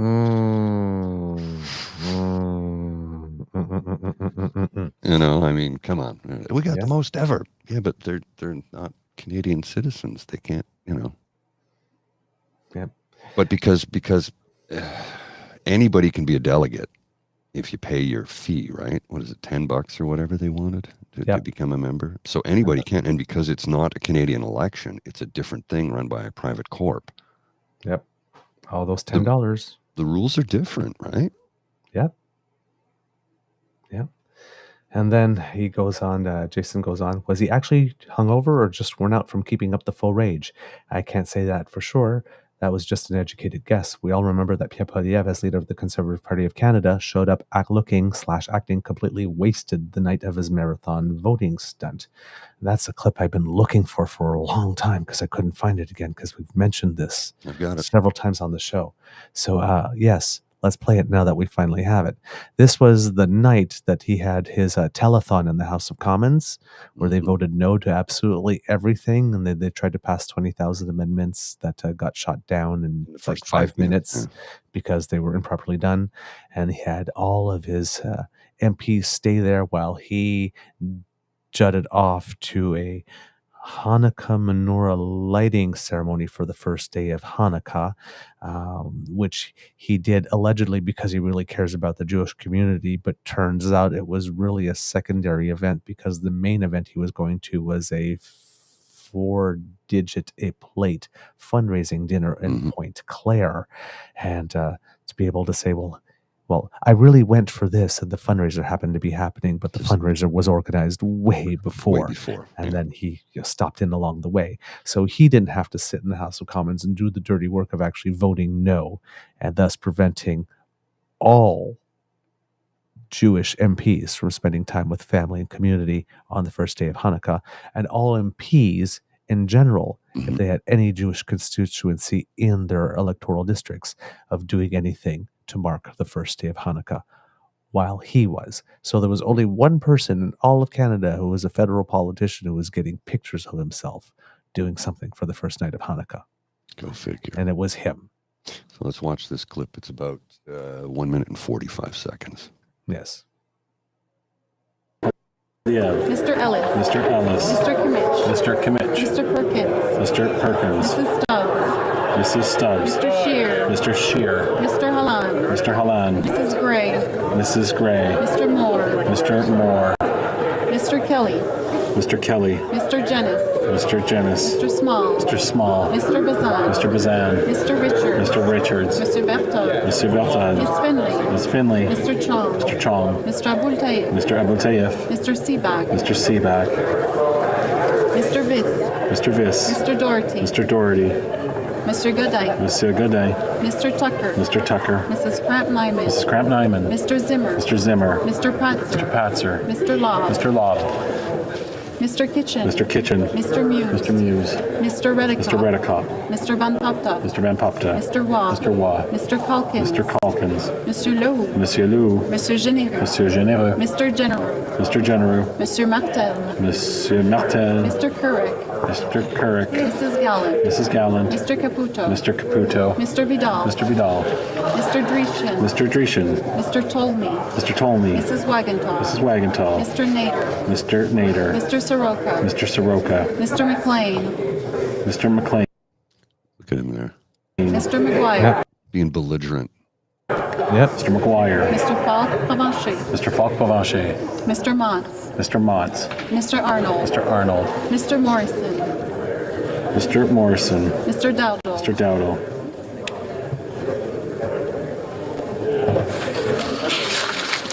The House will now wait for electronic voting period to end before resuming its proceedings. So for people listening at home, that was probably not very interesting because it was the visuals that matter here. But most of the talking that was not the speaker or the person recording the vote that you heard was mostly him. Yelling and screaming and shouting and waving his arms a lot, talking to people across the aisle somehow with big goofy smiles. And yes, as many kids on the chat call that McDonald's night. Yes, indeed, McDonald's night. And as Kit PNC Bio made, and that's a statement I've made also, he's at $1,000 a plate dinner. I believe it was $1,600 or $700. I thought it was $1,700. Plate. Yeah, $1,700 plate dinner. And he brings McDonald's in for his MPs. If they had a spine, they'd be pissed. That's exactly it. Well, because here we have that. I have that too, that clip. Yes, when he came back home as the daddy's home and he brought McDonald's for the kids. Yeah, watch this. I'll turn the volume down because it's quite loud.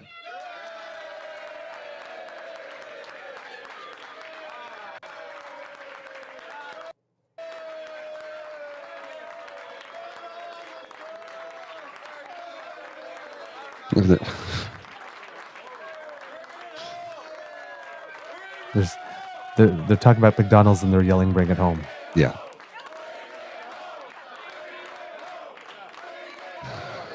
Good Lord.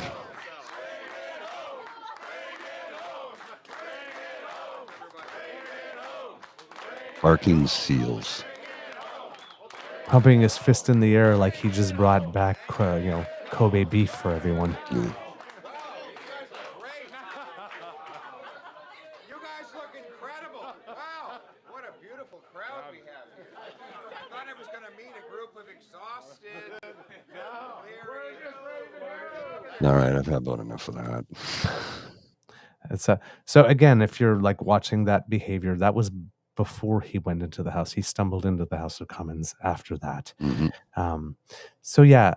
Apparently for all that money in hospitality and expenses that we keep seeing every quarter, none of that was to actually make sure that his MPs that he forced to stay there all night actually maybe had a catered meal.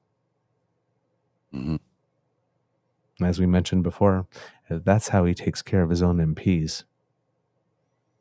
After making them stay up, work all night, and do his dirty work for him, for which he rode in comfort to the menorah lighting ceremony and got to press some flesh with some wonderful people, as he was voting no to funding a Holocaust museum in Montreal and a Jewish community center in Vancouver, then carting off to a fundraiser dinner where I'm sure he did not eat McDonald's, and I'm sure he was probably served a few potent potables and lovely glassware. Comes home with McDonald's for everyone at past 1 something in the morning, after they've been there all evening, after having worked their full day. By the way, their full evening. I would have been right pissed. Yeah. Well, I remember, so they asked for a boycott of A&W because the Prime Minister had A&W burgers.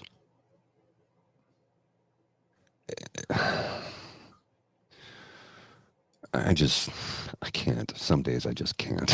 Yeah. Kit Linda Adams says, notice how no one is calling for a boycott of McD's just because Skippy went there. Exactly. Cassie Lake calls the Hamburglar came back. Did you pay for those burgers, Pierre? Rumble. Well, and Saucy's brought it up. And when Trudeau supports a Canadian restaurant, Pierre and his ilk go after the citizen who owns the restaurant. And it's not the first time they've done this. No, not at all. They went after the brewery recently. They went after the donut shop when he bought donuts. They're like, Yep. Actually, the A&W we have is a Canadian division, but I understand what you're saying. It's not a Canadian founded company. But A&W in Canada is a completely separate entity from A&W in the U.S. They don't have anything to do with one another. So, according to Jason in the article, that marathon voting stunt cost almost $2 million, by the way. Yeah. So, which, because again, you as have we the mentioned, staff, you have all the security staff, you have all the policing staff, you have people at the ready if there's a medical emergency. I mean, paying a lot of overtime for a lot of people at Christmas time because he wanted to pull a stunt. Yep. And the stunt was apparently, with those 20,000 amendments, as Jason says, they thought they were going to be able to hold our government hostage and keep the House sitting and MPs voting right through Christmas. And that famous quote of his, "You've ruined Christmas for Canadians. Common sense conservatives are going to ruin your vacation as well. We're going to put in thousands of amendments at committee and in the House of Commons, forcing all-night round-the-clock voting to block your $20 billion of inflationary spending and your economically destructive plans until you agree to our demands. Take the tax off farmers, First Nations, and families." Of course, the stunt completely failed. So we paid $2 million for a stunt that completely failed. And as Jason says, personally, I think Poilievre was banking on that stunt to trigger a snap election. He cheated to win the leadership of the Conservative Party. He knew it would eventually come to light and wanted or needed to have an election before it did. Now it finally came out that India interfered with the Conservative Party of Canada's leadership race. Yet after the story aired on the Fifth Estate, Canadian media has all but ignored it until now. Just as I was writing this post, this happened on CBC's Power and Politics, which is the segment that you showed us with Greg McEachern. Yeah, he says they kind of sidestepped the issue for the most part. Yeah, that's what Jason says as well. Host David Cochran then moves the subject along, noting that the documentary has been banned in India. The discussion continues without further mention of what Greg brought up. to which somebody on Twitter's quoted Paul D. Heslip. However, David Cochrane ragged the puck and worked the clock so that the topic of Pierre Poilievre's election to leader of the CPC couldn't happen. Greg McEachern put it on the table, and Cochrane stifled the Poilievre talk. So yeah, while Pierre is not having some good weeks, his friends in the press are making his embarrassing moments just disappear and vanish. But if you're paying attention, you are seeing how he is, as Charles Adler diplomatically put it, temperamentally unfit for the job that he is seeking. And I believe that Mr. Adler is his assessment is particularly correct. Oh, yes. On that one. Bang on. Yeah, absolutely bang on. We can't consider this acceptable. Damn it, we have standards. We're supposed to. Anyway, it would be really, really, really nice if they were somewhat applied. Mr. Grizzly, do we have a show? I would say yes, sir, we do. We do. All right. Kits and Cubs. That's the end of this episode of the Daily Beaver Morning Show. We hope that you love listening to us because we love making this for you. Of course, sharing is caring. And, well, word of mouth is priceless. And you have the words, well, you have the mouths from which we want the words to come. So please tell your peeps and poops all about us.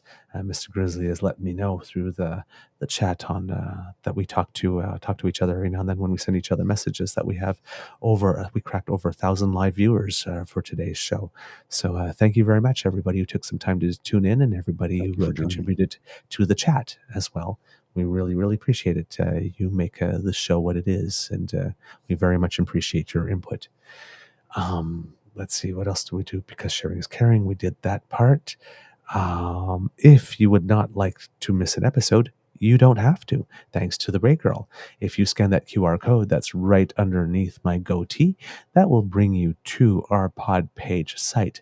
That's podpage.com/The True North Eager Beaver, lowercase letters with a hyphen between each one of those words. And when we have something fresh off the bandwidth, it will be ready for you. It will come directly to your inbox. If you would like to support us in other ways, then you need to make like Kit Elaine and go to our True North Eager Beaver Media Incorporated YouTube site. Kit Elaine, right on cue. I mentioned your name and there popped up the Have a Beyond Awesome Day, everyone. And remember to smash the button before you leave. We really appreciate the daily reminder. It does us a world of good. So if you do smash that button when you go to our True North Eager Beaver Media Incorporated YouTube page, stick around and smash the like button as well, and smash with the share button as well.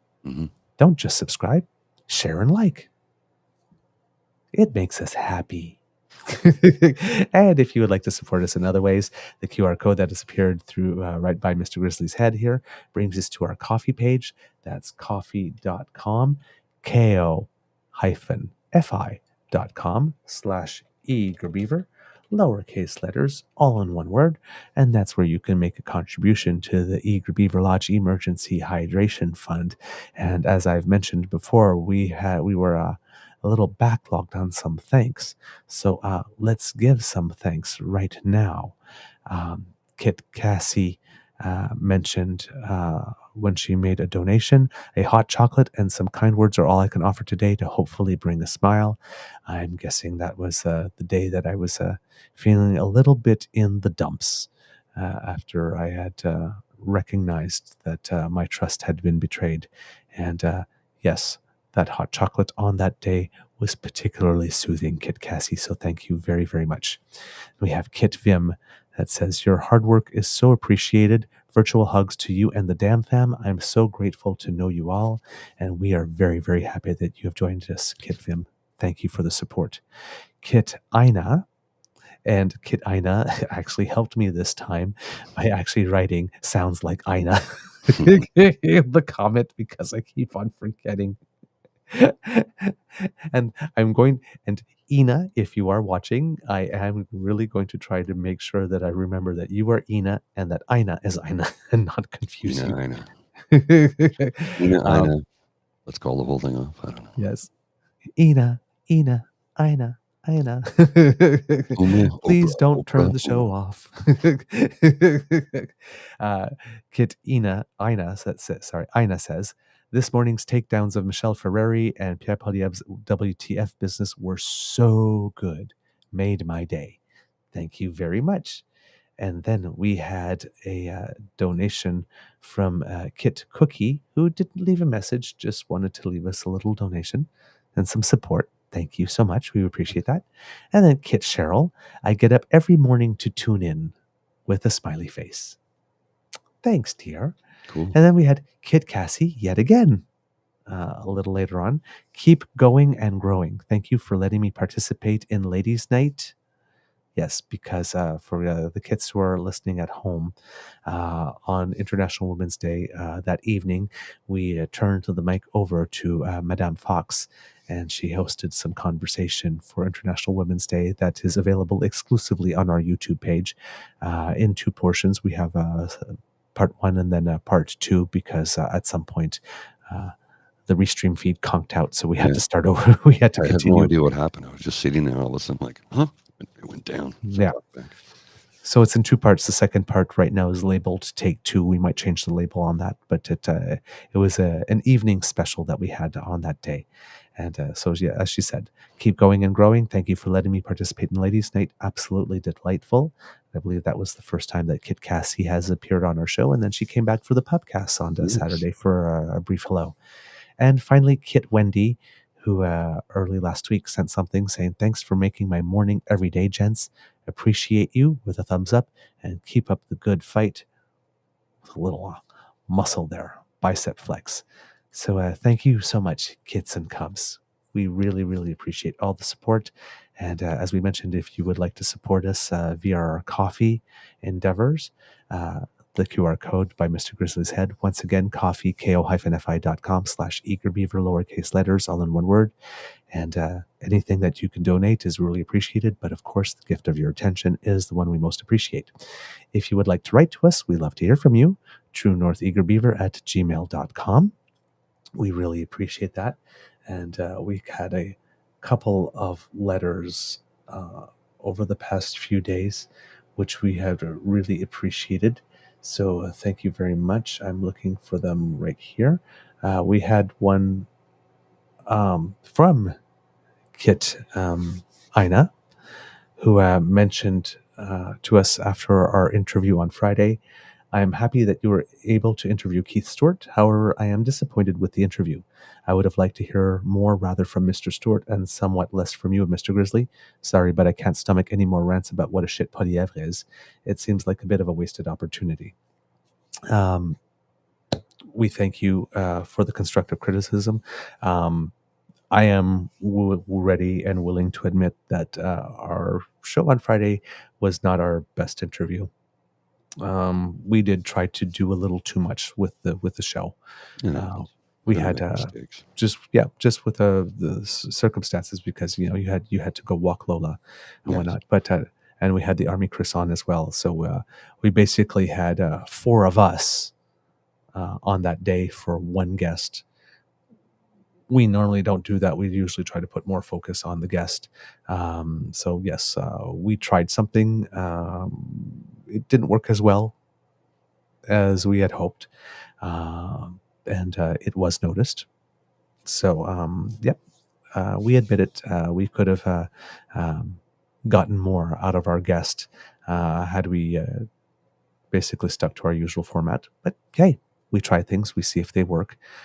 Sometimes they don't. Sometimes they do. That's why you play the game, right? That's why we play the game. But we do appreciate the feedback, because it's important to know what is and what isn't connecting. Like we say, we want your comments, good, bad, or ugly. Just be gentle. Look, just be gentle. We can't please everybody. We will always try to do that, but we know we can't please everybody. I'm not everybody's cup of tea. I get that.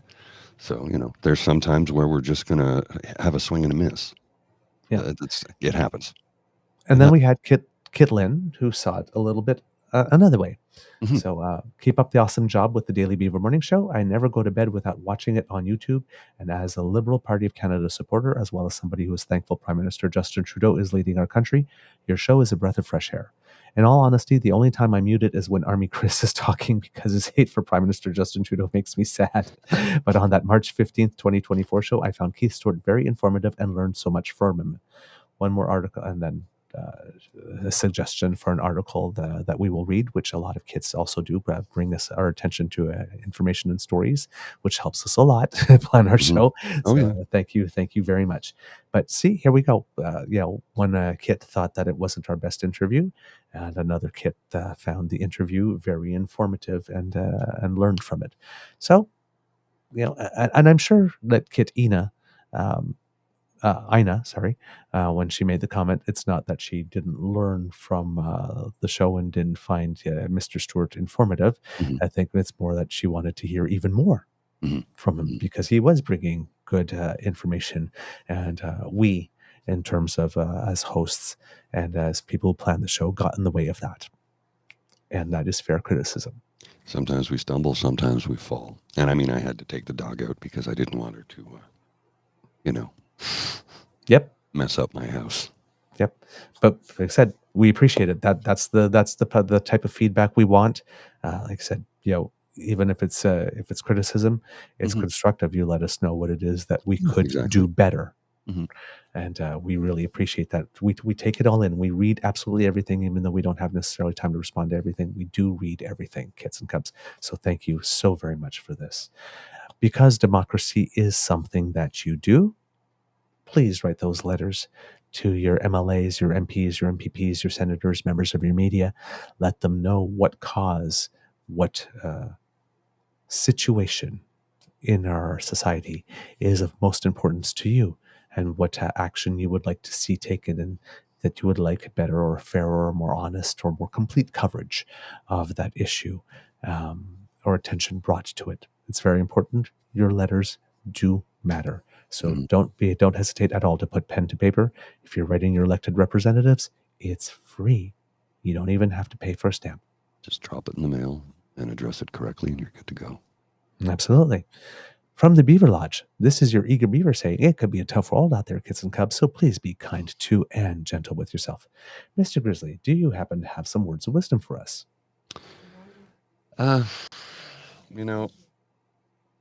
Some days I really struggle to come up with something creative and intelligent to say. This is one of these days. I'm physically exhausted from the weekend because we marathoned. We had a few marathons. I mean, Friday morning show was a few hours. Then I worked all day. Then I went out for a beer. Nothing crazy Friday evening, I should say. And then Saturday, we had a marathon, 6.5 hours, 6 hours and 25 minutes to be precise. And I did consume about 5 Guinness too many. I was texting Mr. Grizzly, we really need to wrap this up. And I'm like, oh, okay, yeah. Right. Quality's going all you down. have to see, it rarely happens to me that I get in that state. But when it does, all you have to do is go, you've had enough. You should probably stop now. Okay. I don't put up a fuss with that. I'm like, yeah, okay, you're right. Let's it's time to go home. It's time to wrap it up. It is true. So yeah, if I was a little bit sloppy towards the end, I apologize. You can have a laugh at my expense. I don't mind it. But yeah, I'm just physically and emotionally exhausted today, and I don't really have anything to add to the conversation. I think other than stay ever vigilant and keep your eyes and ears open.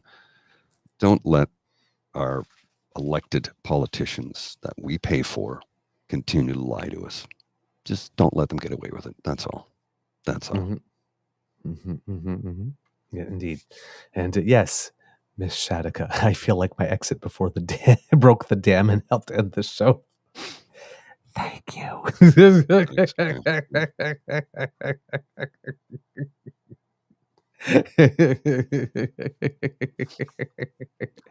That was a very, very helpful community service. Yes, it was.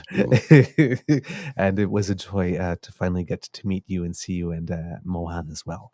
And You're right, Miss Shadika. He does have great hair, and he is very handsome. Mm-hmm. Yes, I mentioned that. But then again, both of you have most excellent taste. So I think you both did very well there. But that's just me. Yes, Kid Michael. That's why you couldn't get me out to the club on Saturday night. I was trying to. I was hoping, well, not hoping, but if the show was going to end early, I was going to pop off to the curling club to watch Team Heron play in the tiebreaker at the Ontario Senior Curling Championships. Unfortunately, he lost, so he didn't make the full playoffs. But a good effort, 4 wins and 3 losses in the round robin record, and got to the tiebreaker.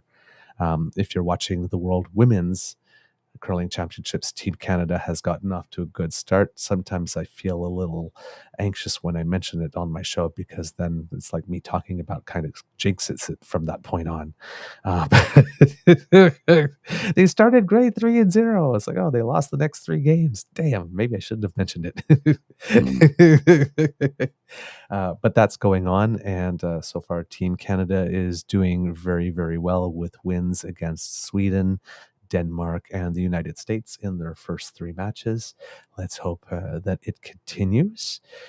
And the Canadian mixed doubles curling is on, doesn't get as much attention. And I don't know if there will be any TV coverage, but I know that there will be some internet one. If you've never had a chance to watch doubles curling, and if you do like it, like curling, or are intrigued about it, do take some time to pop in and watch it, because it's like the rules and stuff are the same, but it's a totally different game.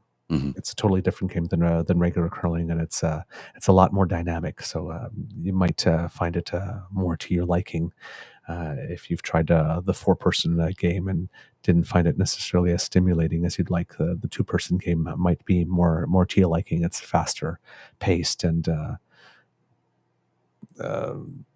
each of the players have a little bit more to do, so it could be a little more interesting to watch in that sense. The matches also play faster, because only 5 rocks are thrown per end as opposed to all 8.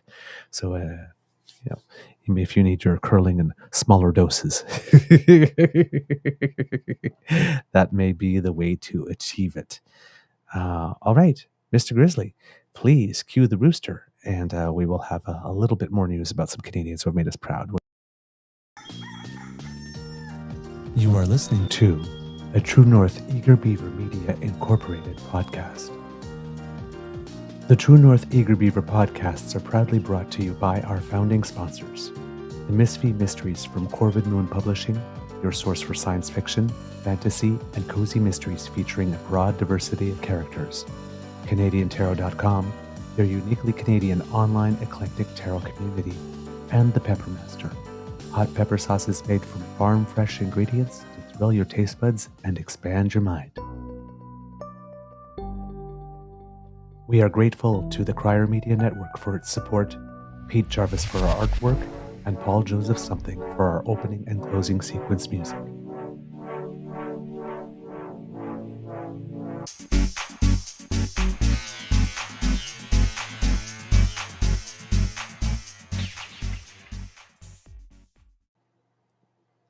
All right, in a bit of news, if you are a hockey fan, the University Cup tournament took place.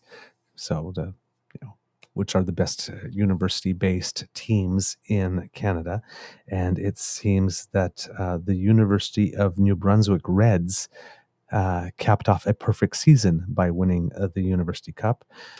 They have gone 47-0, dating back to last year's playoff run and national championships.